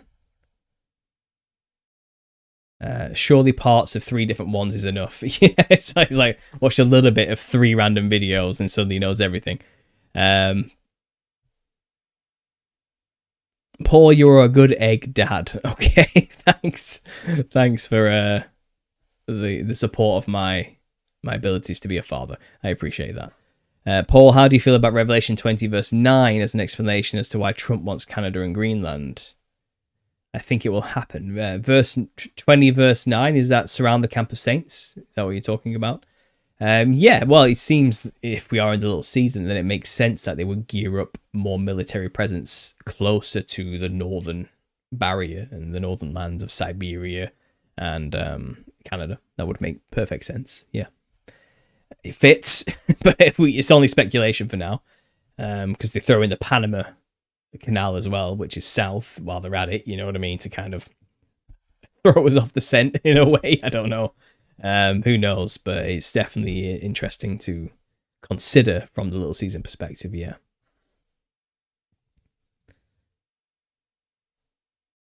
How long is a little season supposed to last? I could give you a date. I don't know. People think like 250 years. It could be 400 years. I think someone in the chat today posted one of the I think, was it one of the early Christian writers or church fathers was speculating, and he thinks it might be 400 years or something like that. But who knows? Who really knows? Honestly, you should be living every day, working out your salvation as if it's the last anyway, in a sense. So that's it, really. Don't dwell or date set. We would end up being no better than those who were following the futurist doctrine if we were date setting, I think the orphan babies and we the descendants are the rest of the dead, says Lit Path Ministries. Maybe. I'm open to any possibility. Rise, you deleted your comments off your video anyway, yet you're here complaining that your view is being silenced. Pot meat kettle. Rise's view has not been silenced anywhere. There's no evidence whatsoever that his basic mainstream interpretation of Christianity has been silenced. That's funny to consider if he was saying. I don't know if he was saying that or not. I haven't seen those comments, but that is that is something else to believe that. Absolutely not. No, his view has not been silenced. That's for sure.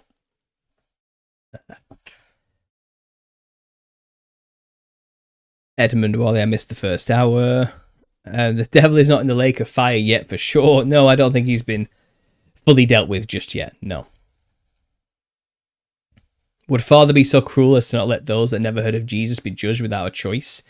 True, but we were actually discussing this today in the Telegram group, in the little season or Bible study section. I can't remember which one, might have even been in general section. But yeah, we were trying to figure this out because we don't know what was going on, and there's a lot of good points to say, no, we're not the rest of the dead as well.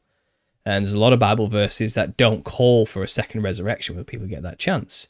But then at the same time, maybe we have to wonder if things may have changed after Christ's sacrifice. Who knows? Who knows after that judgment? Maybe if all man is appointed to die once, then judgment, Was a judgment not made when Christ descended to Hades and preached to the dead and the saints? And, you know, Abraham's bosom, was a judgment perhaps made then, which changes what comes after? I don't know. I wasn't there. I wasn't in Hades when the rest of the dead was preached to. Or was I? No, I'm joking. I don't actually know, you know, so who knows? But again, we're talking it out with all the points, and we have people who are against it and for the idea in our chat. So we're not like, but the difference is in that chat, we're respectful of each other and we don't degrade each other for having a difference of opinion on what the rest of the dead actually means, you know?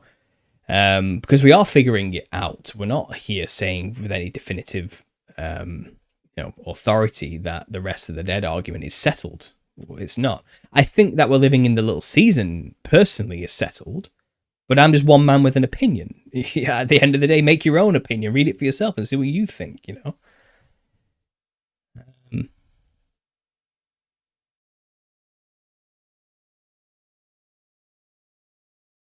Popping into the correct doctrines without studying the subject gets old. Yeah. Great show. I've got to go now. God bless SP. God bless. Thanks for being here. YouTube is going crazy on comments and is making the content creators look bad in your defense. Weak faith. My faith has been strengthened 1,000-fold since coming to the reality of the little season, says Anne. Yeah, it for me too, it felt like this is a big faith strengthener. And I'm not suddenly, and again, I think Rise, I think he thinks people like us are telling people to take the mark of the beast or something. Or to ignore the signs of the times in the world around us that things are changing for the worse and to just do nothing about it and be passive. We're not saying that. We're just saying we're somewhere else in the timeline. That doesn't mean the time that we're going to live in won't have its deceptions that people need to avoid, and we need to preach to people and let them know about those deceptions. It doesn't mean that we aren't going to suffer under a totalitarian regime just as those before tribulation had to suffer through. It doesn't mean we might not be given another form of the mark of the beast just as there was prior to the tribulation either. I think Satan's little season is basically a rerun of tribulation, but he's the one that's going to make it happen, not God. Because don't forget, the judgment of God was tribulation. God did all of those things. I think Satan in his little season is going to mimic God and try and do all of that without God. So he's going to make his own trumpet vial being poured out tribulation events through his means, through his technology, through his earthly works, what he's created. He's going to be as God and pretend to be God and act like God and saying, see, God, I could do exactly what you did to these people. You know, it's kind of, you're no better than me. I'm just as powerful as you. But he's probably going to do it through technological means rather than godly with the power of word means, which God can do and create instantly. You know, I think we may see a lot of repeated stuff going on, and that's why the deception is so hard to see through.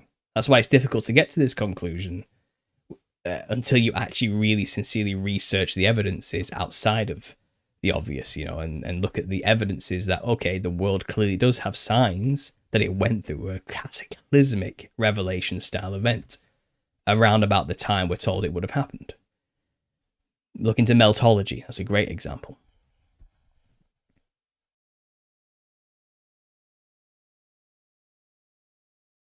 Just pointing out your obvious hypocrisy, right? Okay. It's 99% YouTube censoring. Yeah, I mean, I don't censor comments myself on my channel. I have it all the time. Okay, people say they've left me a comment, and then they comment saying, "Why is YouTube deleting my comments?" Or why am I deleting their comments? I'm like, I'm not deleting your comments. I didn't even know you commented. Like, I get hundreds and thousands of them. You know what I mean? I'm not really combing that hard through them. I read them as much as best as I can, but sometimes it gets away from me, you know? And I don't always see the threads that are going on. But what will happen is like a month later, the comment will appear, finally. So it's not like they delete them. It's like they let the person release the comment and they withhold it from my view. And then eventually, when they arbitrarily see fit, they'll just let the comment be visible. And I'll never know when that happens. I'll never get notified. So I'll never get a comment notification or anything of the sort because it just got held back, you know. And it's kind of, it usually gets released when the video's not getting any views anymore. So the comment never would have got seen when it was hot. So maybe you're saying some controversial stuff if it's being held back. I don't know necessarily. But there's definitely some trickery going on with the comment sections.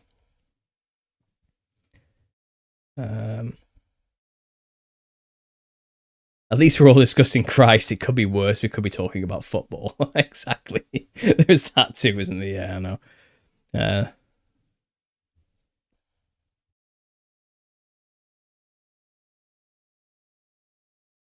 No doubt. Fly, Eagles, fly. I don't know. Is that a Super Bowl reference? I wouldn't know. I didn't watch it. It's a weird world, and I don't know the true shape. I know it's not a globe spinning at 1,000 kilometers per hour, but as far as poles and hemisphere, feels something weird going on. Yeah, again, that's why I would never claim to know. Doctrines of devils would be a reference to the idea that there is a salvation after death rather than preterism. Okay. Praise Jesus for this understanding. People are worshipping Trump. I can't deny that. It's a shame, really. As someone born and raised a devout Baptist, says C. Gattis, as a child, my mind raised all sorts of questions that church leaders could never reassure me about. The little season answers most questions and is most logical. Yeah, that tends to be what happens with this, isn't it? It frames things quite succinctly to the point where it's like, okay, I've got to start paying attention to this. Albeit it takes faith to see. Well, yeah. Judah was talking to the people in front of him, for certain men have crept in unnoticed, who long ago were marked out for this condemnation, ungodly men, who turned the grace of our God into lewdness. Okay. The narrative knot is slipping, friends. Can you feel it? All is being revealed. Like I said, some things are repeating. Yeah. You can't unsee it, says Susie. We need to help each other, says Tinfoil Hat. That's right. This isn't a doctrine of belief. It's an understanding of truth. Either scripture declares or we do. Well, yes, yeah, we're truth seekers, fundamentally. That's what we're looking for here. We're not doctrine believers, but truth seekers.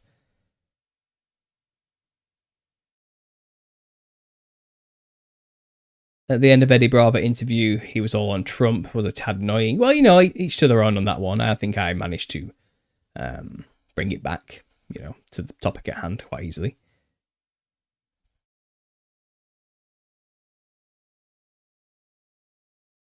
And bring it, Keely. It's good to see you again. Oh, yeah.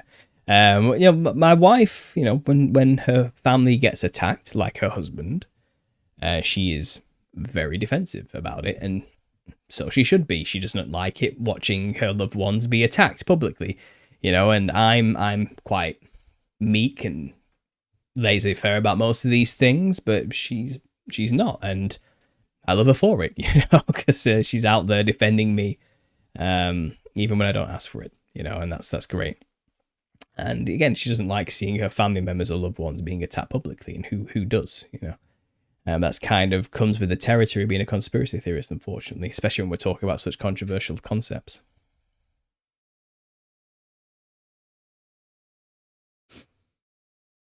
We inherit immortal bodies if we are worthy of the new heaven and earth. Cross-reference to Revelation 20, it proves that the final war is at hand. Death and hell die.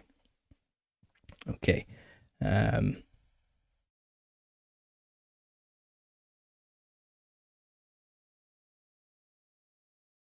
They can call down fire using directed energy weapons. They can.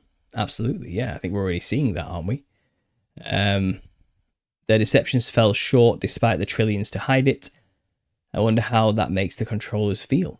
Good point. Dispensationalism is super complicated. Death not cut and dry compared to simply believing Jesus' words with audience relevancy. That's what it really comes down to. That's what we preach here. You know, we preach audience relevancy. Like, who was the person saying those words speaking to when he was saying them? That will let you know exactly who he's referring to. That's just go with reading the Bible with audience relevancy always in mind.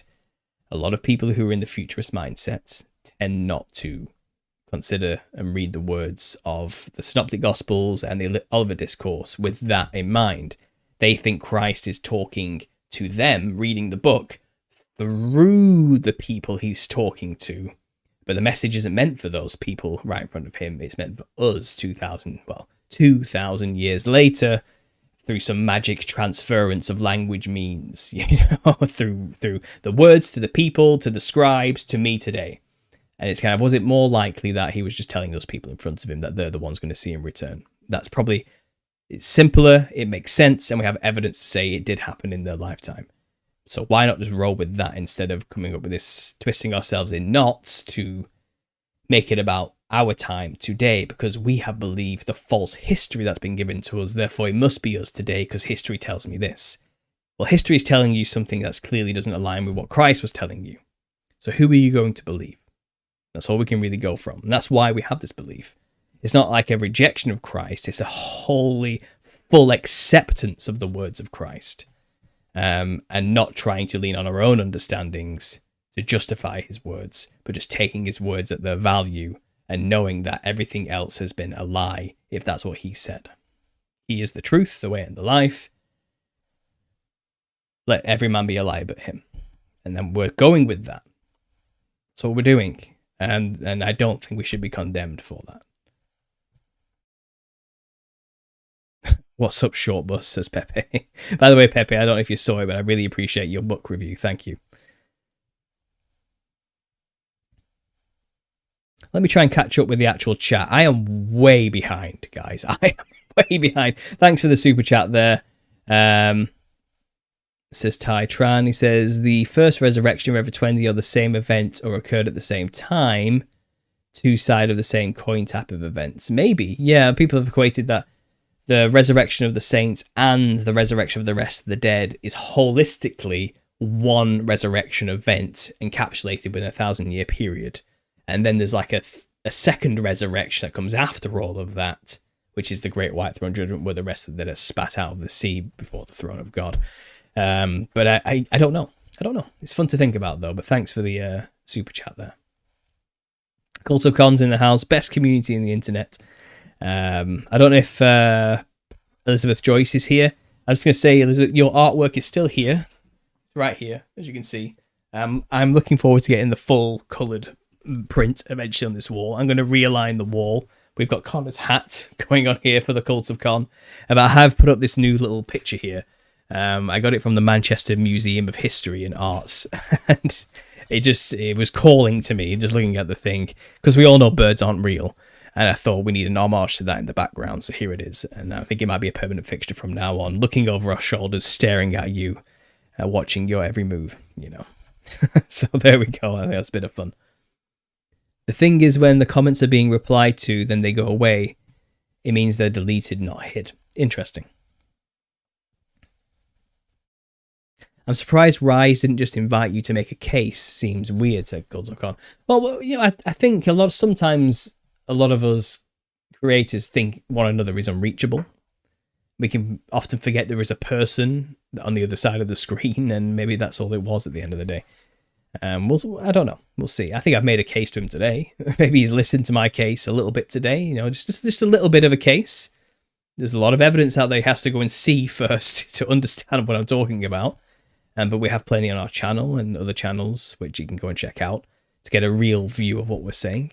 And I think he'll realise we're not the crazy satanic lunatics that we were painted as by the magical mystery church lady.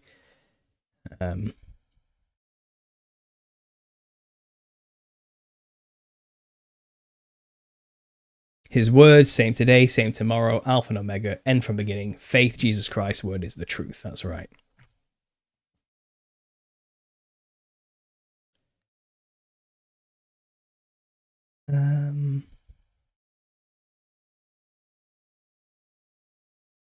Sorry, guys. I'm just trying to... I don't want to miss... I'm going to have to miss a lot of comments. Eddie Bravo in the house. Is Eddie here? I don't know if he's here or not. Paul, that definitely hit home to Eddie, and I'm definitely using that video to help other people on the subject. God is definitely working with you. Thanks again for everything you do. Well, thanks, Aggressive Designs, and thanks for your aggressive all capitals message. It helped me see it. I appreciate that. Great show today, Paul. God bless you all. Honk, honk, says Cult of Con. Yeah, honk, honk. We're all in this together on this bus, aren't we? How long's a piece of string? That's my usual answer.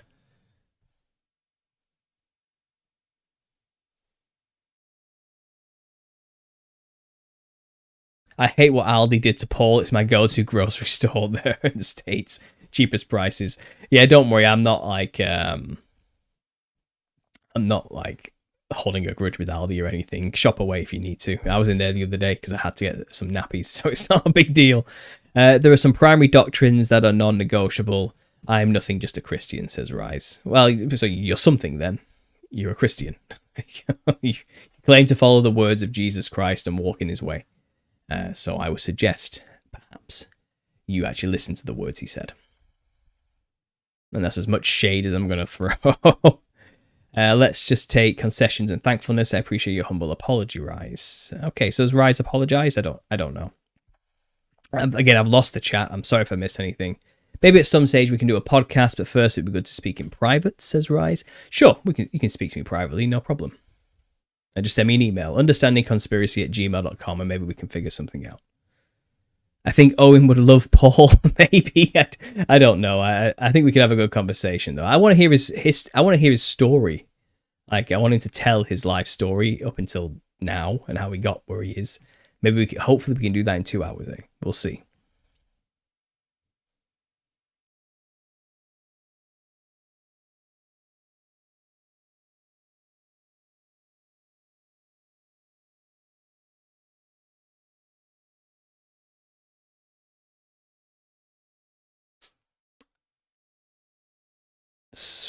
Yeah, I'm just gonna have to come to the top. I'm just gonna have to do it, guys. I'm gonna have to come to the top of the chat. I'm only gonna read new comments from now on. I've lost it. I'm way behind. The Holy Spirit was moving with you in that interview, Paul. Maybe. I feel like it did just kind of flow quite naturally, and I'm thankful that it went well. I was worried it wasn't quite good enough by the end. Let's have a chat in private about doctrinal concerns, says Rise. We can chat privately, Rise. Absolutely. Like I said, send me an email and we can sort something out.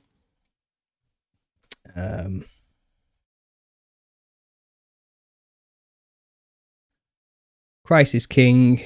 Go fund me for a LiDAR scanner. Let's go find history. How much is a LiDAR scanner? We're talking like a few thousand pounds there.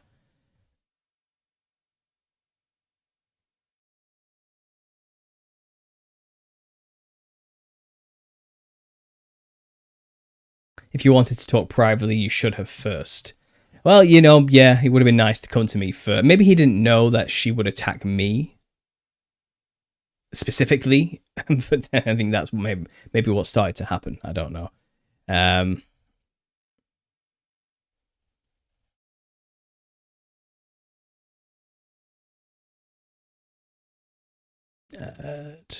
Love all your show, says Cindy. Thank you, appreciate it. Jason Jacks here. I'm considering the resurrection scene in Matthew 27 as possibly being the 144,000, the first fruits, who we see in Revelation 7 and 14. I'm not solid on it, though. Interesting.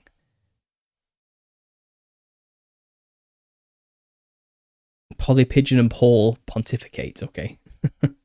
It's so funny. Little seasoned people seem more in tune with scripture, just like globe deniers know more about accepted models of the world. Interesting. What I said earlier, Wendy. Yeah.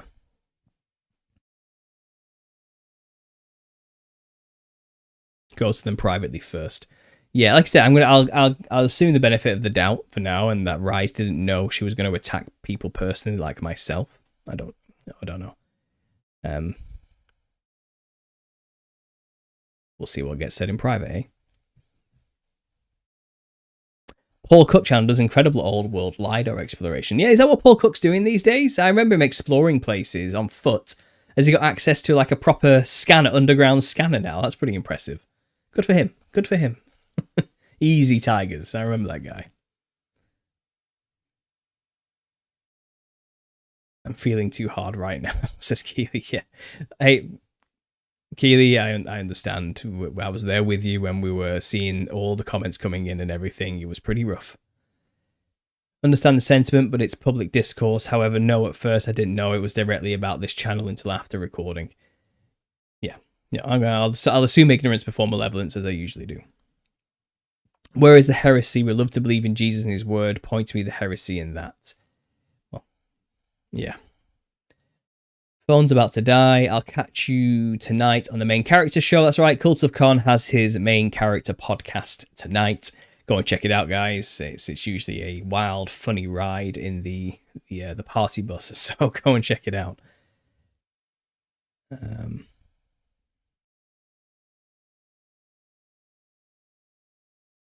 They know that we know that we know. With the ring cam, says David Beardsley. Yeah. It seems like they're slowly clocking on to the fact that we figured it out.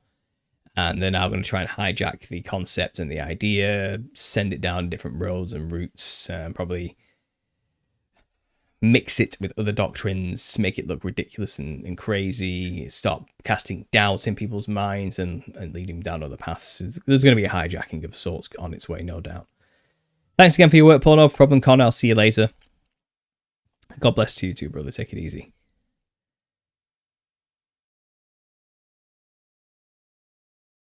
Do you think there's details of events that will happen in the little season, like details in Revelation, but that were removed from the Bible? I don't know if there's hidden special books out there that say all that. I don't know.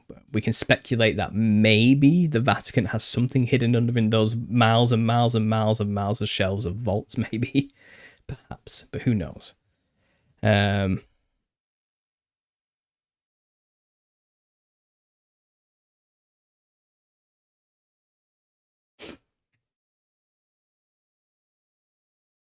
Most YouTube channels like, comment, subscribe, donate my merch, my book.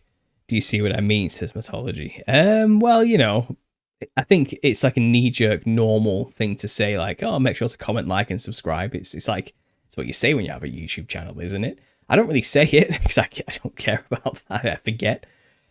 People tend to subscribe and like and comment whether I ask them to or not, so that's fine. I do have a book you can go and buy, but you don't have to buy it. If you want to watch the free video series on my channel instead, just go and do that instead. That's fine. If you want to support me, support me. If you don't. It's up to you.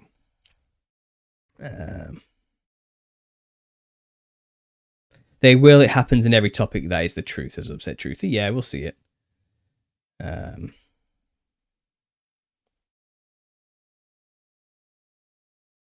Remember, what matters most of all is the fruit of the Spirit. That's right. Flat Bear link. The link is in the description of this video. You can go click, view, see more below the video, and you'll see his link is right there straight away.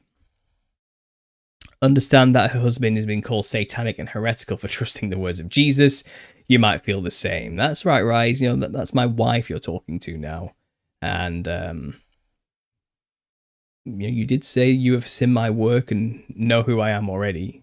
And then claim afterwards I didn't know who he was. And during the show, you never once recognized me or came to my defense. You kind of went along with it as though I was, oh, this guy's spreading false doctrines. What's going on here, you know? It's a bad look. It's a bad look. It is.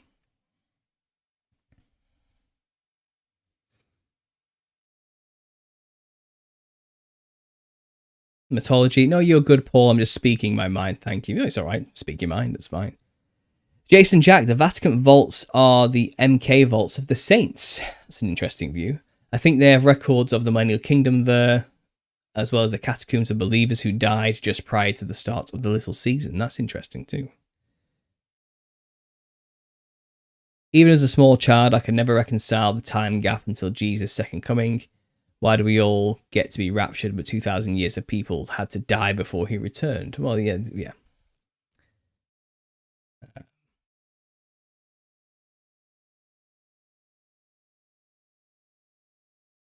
Which book in Geneva, chapter, verse, so I can look at the commentary. I have a copy of the Geneva, but I think he's talking about there is a Revelation 20 verse 9 in the Geneva Bible footnotes. It does mention that there'll be, during the little season, false doctrine will be preached, and the word of God will be changed or messed with. It says something like that.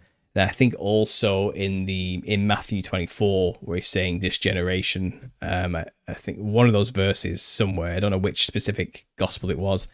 The pictures have been sent repeatedly in my Telegram showing it, but the footnotes it says, and it happened about 45 years later. All these things did come to pass 45 years later, is in the footnote. I think that's what he's referring to there. I think that's what he's trying to lead you to.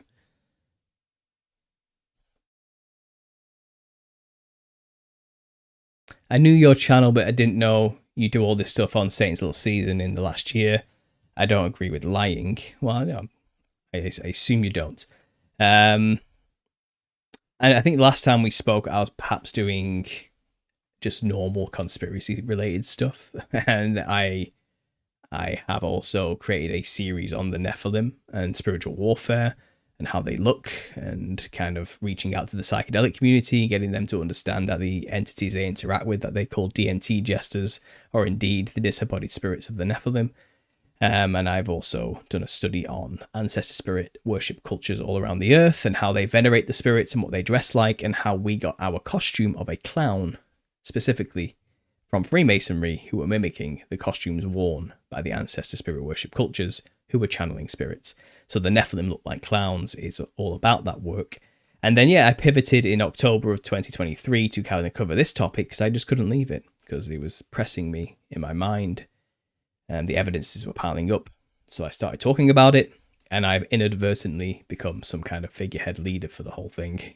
But me, I'm one of many people. So there you go. That's that. That's how we got here. That's the story.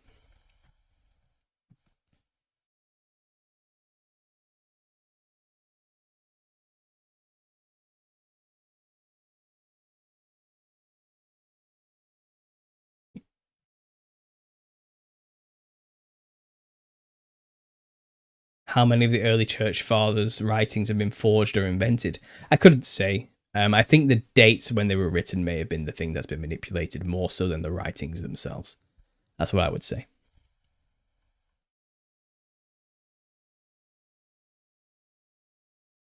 They will likely send an Agent Duffy, like infiltrator, to turn this treasure hunt into an S show. It's good for you to just be you, Paul. You're a blessing, says James. Well, thanks for being here, James. This is certainly something I can't stop taking off of the shelf of wonder, isn't it?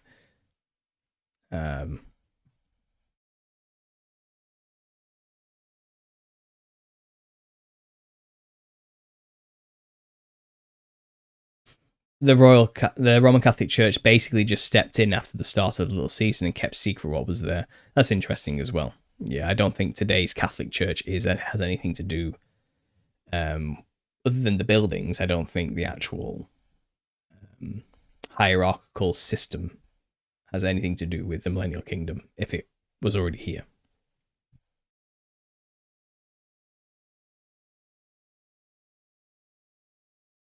I give a like. I will watch, but probably never send any money to any YouTuber. I may buy a book. That's just me. Fair enough. Yeah. Well, thanks for buying a book if you do.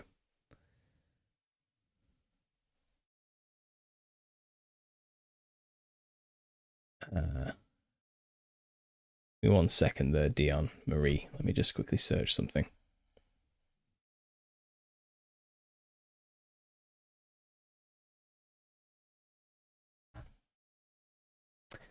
And the graves were opened up, and many bodies of the saints who had fallen asleep were raised, and coming out of the graves after his resurrection, they went into the holy city and appeared to many. Matthew 27, 52 through 53.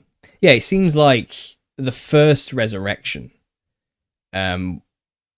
were the saints who rise to be with Christ and rule with him for 1,000 years. I feel like as soon as Christ died and went straight to Hades through the harrowing of hell situation, when he was resurrected, he brought with him immediately many of the first saints that throughout history who have been, martyrs for God, saintly people for God, prophets for God, all these type of people throughout the time. And they were the first people to be resurrected with him. And it's possible that they just continued living through that time, or they ascended with him through Pentecost. I don't know necessarily. But then, after tribulation came, those who were beheaded for Christ's name's sake became tribulation saints. They were also resurrected at the end of tribulation. And I think that first resurrection that happens right after his resurrection, which is here in Matthew 27, and the resurrection of the tribulation saints, they are the body of saints classed as one first resurrection in that time period. The 50-year gap between each, And they are counted as the first resurrection, I think. And it didn't all happen at once. I think there was this stage moments, but the point of the first resurrection was to get Abraham's bosom, and for those who died for Christ through tribulation and stayed true till the end type of thing. And then there's the 1,000-year period where those people got to rule as kings and priests over the survivors of tribulation who had to repopulate and live through that time, you know. And then at the end of the 1,000 years, either here we are in Satan's little season, and whether the rest of the dead were resurrected for this time, who knows? It does say that, but it could be just for judgment only.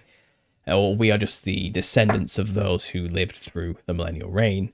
And after the reign ended and Satan was released, there was a slow decay transition period where history was forgotten, history was rewritten, people were re-educated, separated from their children.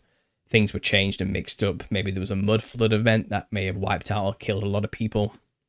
There's a huge shake-up moment of some kind, I don't know. There's a reset, people call it. But we slowly forgot that Christ had already been here. And since then, we've had this progression towards this new view of Christianity. Because I think Satan couldn't get rid of the word of Christ, but he can certainly change where we think we are on the timeline of Christ. And that's the best he could do. And that's kind of what he's done for his little season to get away with what he's doing. And he does say, you know, in Daniel, he would seek to change times and seasons. And maybe that's what he truly meant by that. You know, who knows? Again, it's an interpretation. Who knows? But yeah, I think the graves being opened in that first, when Christ was resurrected from the dead after 3 days, and people saw saints walking around, you know, I feel like that goes with the resurrection of the tribulation saints about 50 years later. That's one whole beginning and end to the first resurrection. I think that's what it comes under. That's just what I think. I could be wrong, but there you go. You asked me what I think of that, and there you go.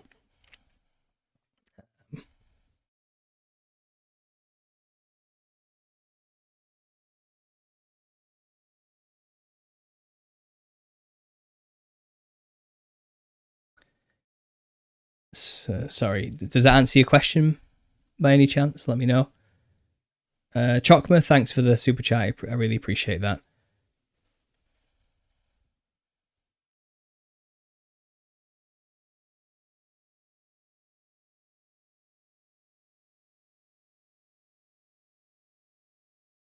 Many believers are not had their eyes open to the truth of the little season, and may not until we are with the Lord. They are still our brothers and sisters in Christ. So that's kind of that's how I see it, yeah.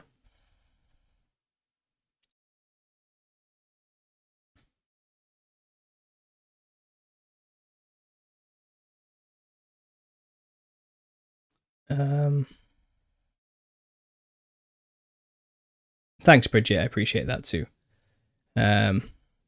Question for anyone here, because I'm confused on this. Why in Genesis chapter 1 and 2 does it go from referring to just God to referring to him as the Lord God? Seems like two different gods. Well, he does say, let us make man in our image as well, which is a plural situation. I think he's simply referring to himself and his son, Jesus, the Christ, as two. I think that's where the plural element comes into it. That's my interpretation.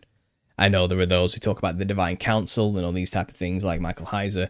I think it being plural and our image and this type of stuff can be explained by it's God and his son, you know, and the Holy Spirit as well, if you want to include that.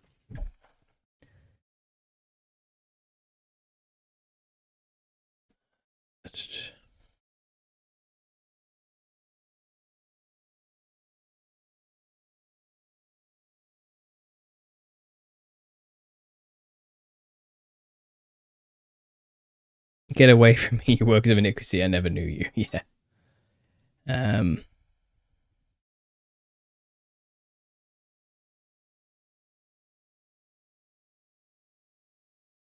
trying to scroll back, but again, I feel like... Rise, is this like the first time you've ever been accused of lying or something? I mean, you don't have to like repeatedly focus in on that point and try and defend yourself and over again. If you don't think you lied, then leave it, you know. I get accused of being a liar all the time. Like, I don't want to argue with people over it.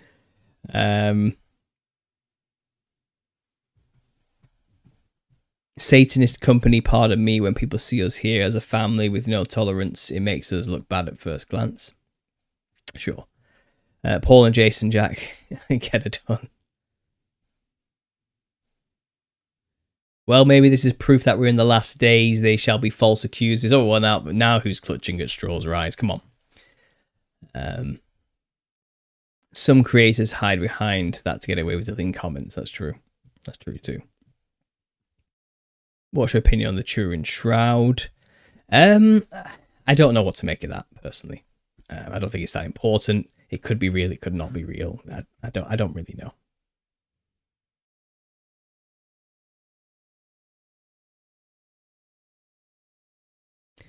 Did you ever get a chance to watch The Imaginarium of Dr. Parnassus? I've not. I don't have time to watch movies.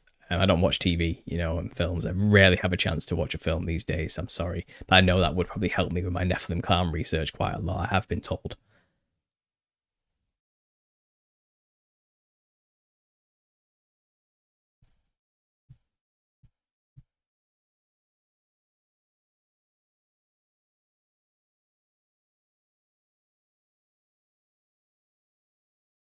While in the 1,000 years, do people live 1,000 years as Silent Chat? I think people had longevity to life, yes, and probably lived a lot longer. I think the Tribulation Saints are practically immortal. They just live forever now. They don't have to suffer the second death.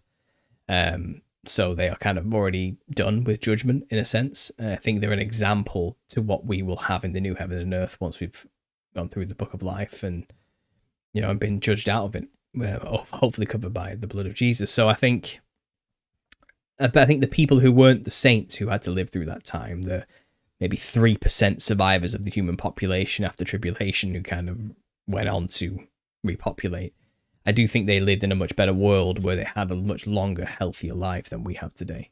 Did they live 1,000 years? Who could truly say? I don't think so. But maybe a lot longer. I thank you for your answer and addressing this for me, Paul. I agree with you. I just wanted to hear your view. I'm an old biblical conspiracy nut job from way back. Thank you, says Dion Marie. Yeah, well, it's what I mean. That's just my opinion. Take it or leave it. It seems like one kind of holistic event of resurrection, but all comes under the category of the first resurrection. I think that's what it comes under.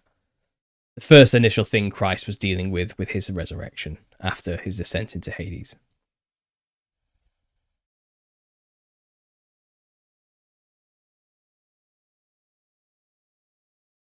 Jason Jack doesn't think there's any resurrection at the end of the Millennial Kingdom or start of the little season. I don't see anything in scripture to support it. So there you go. Jason Jack doesn't think there's the rest of the dead are resurrected immediately after the Millennial Kingdom ends. Maybe not. I'm just saying it does say the rest of the dead live not again till the 1,000 years has ended. You'd think it'd be more specific, saying till the 1,000 years has ended and Satan's had his little season, then the rest of the dead are resurrected. It could have been more specific, but because it wasn't, it's led to this argument, hasn't it? Which is a shame. But we'll find out in the end, won't we, where we stand with this.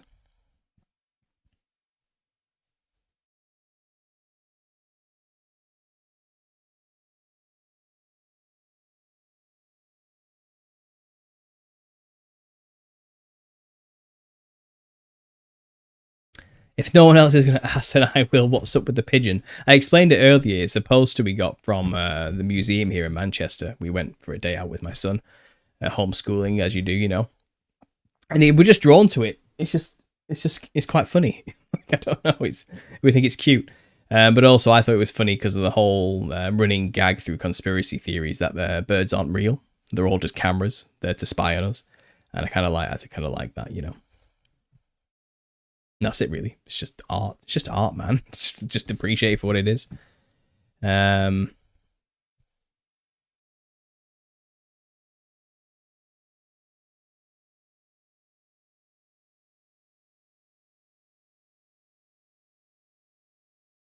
Well, it seems like the chat's just devolving into arguments and craziness now. So maybe we should leave it. I don't.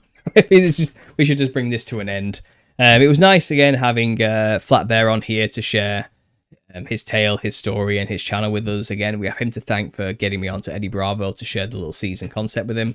I think it went well. We'll see what comes out of it soon if he ever releases that to his actual podcast formats, such as Spotify. Let me just check now for posterity. Has he released it to Spotify? Let's have a look. It's been a day or two, hasn't it? Let's check that. Episode 117, I think I am. Not yet. It's still up to 116, but who knows? Maybe it'll come out soon, eh? And I'm sure they'll reach a much wider audience then, and we'll get more people involved with speaking about this topic, and we'll see where it leads. Who knows? Polly Pigeon and Paul. I don't know where Polly Pigeons come from. I'm not calling it Polly. I'm not going to call it Polly. I don't like that. No. No respect. Yep. I'm still wrestling with the rest of the Dead Passage, and I may be for a long time, says Jason Jack. Yeah, absolutely. Yeah, join the club. The Demon Erasers vid was very interesting. Many more aspects of spiritual warfare to speak on. Perhaps unorthodox avenues of warfare to look out for. Emojis being Solomon's sigils, for example. Well, check out the Nephilim Look Like Clowns if you haven't already. That's an interesting take on spiritual warfare. No false accusers anymore than just to Timothy. I mean, that's a bit disingenuous, Rise. Who said that? Who said there wouldn't be people who exist throughout time who accuse people of things? Of course there will be. Do you think we're in the new heaven and earth? Is that what you think we're saying? Because we're not saying that,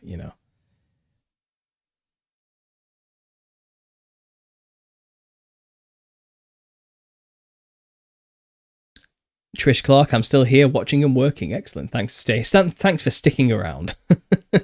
Great show, understanding. Blessings, Paul. Yeah, I'm gonna wind this out. We're gonna leave this out. Thanks for Rise for joining us today and gracing us with his presence and his opinions. Again, thanks to Flatbear for sharing his work with us. Go and subscribe to him, guys. Links down below. Let's see if we can give him his first 100 YouTube subscribers. He does quite well on Instagram.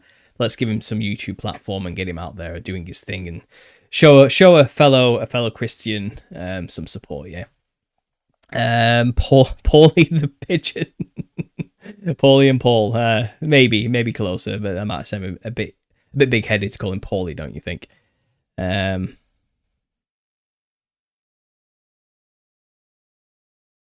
Preserve and proclaim the gospel.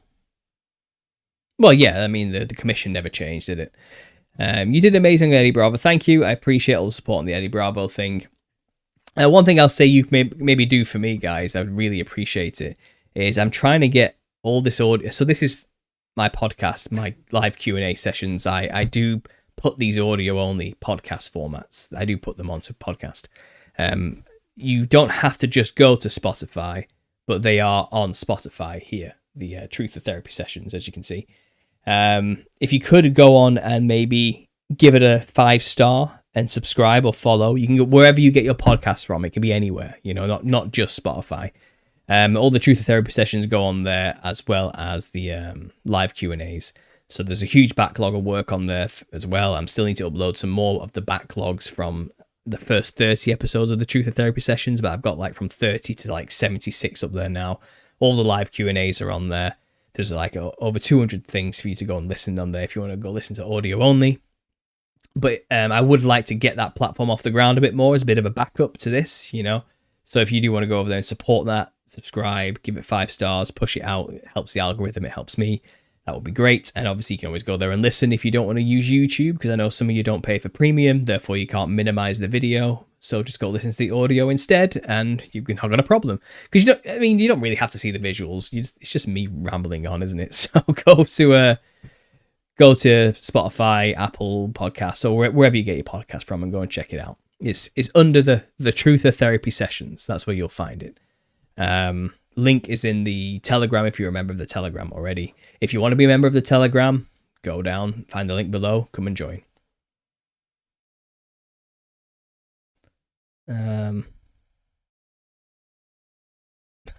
Honk honk, guys. Honk honk. Oh, thanks for the super chat there at the end. Krista, I really appreciate that too. I appreciate all you guys' support. I do, because this is tough. This is tough.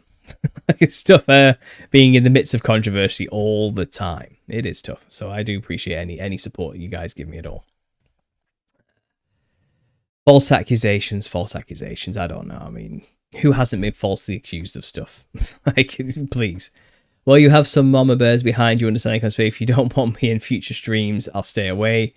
You my comments like they're blathering. Don't want to waste. No, Blix, Kai. I appreciate all your comments. You've been here for a while. You're one of the good ones.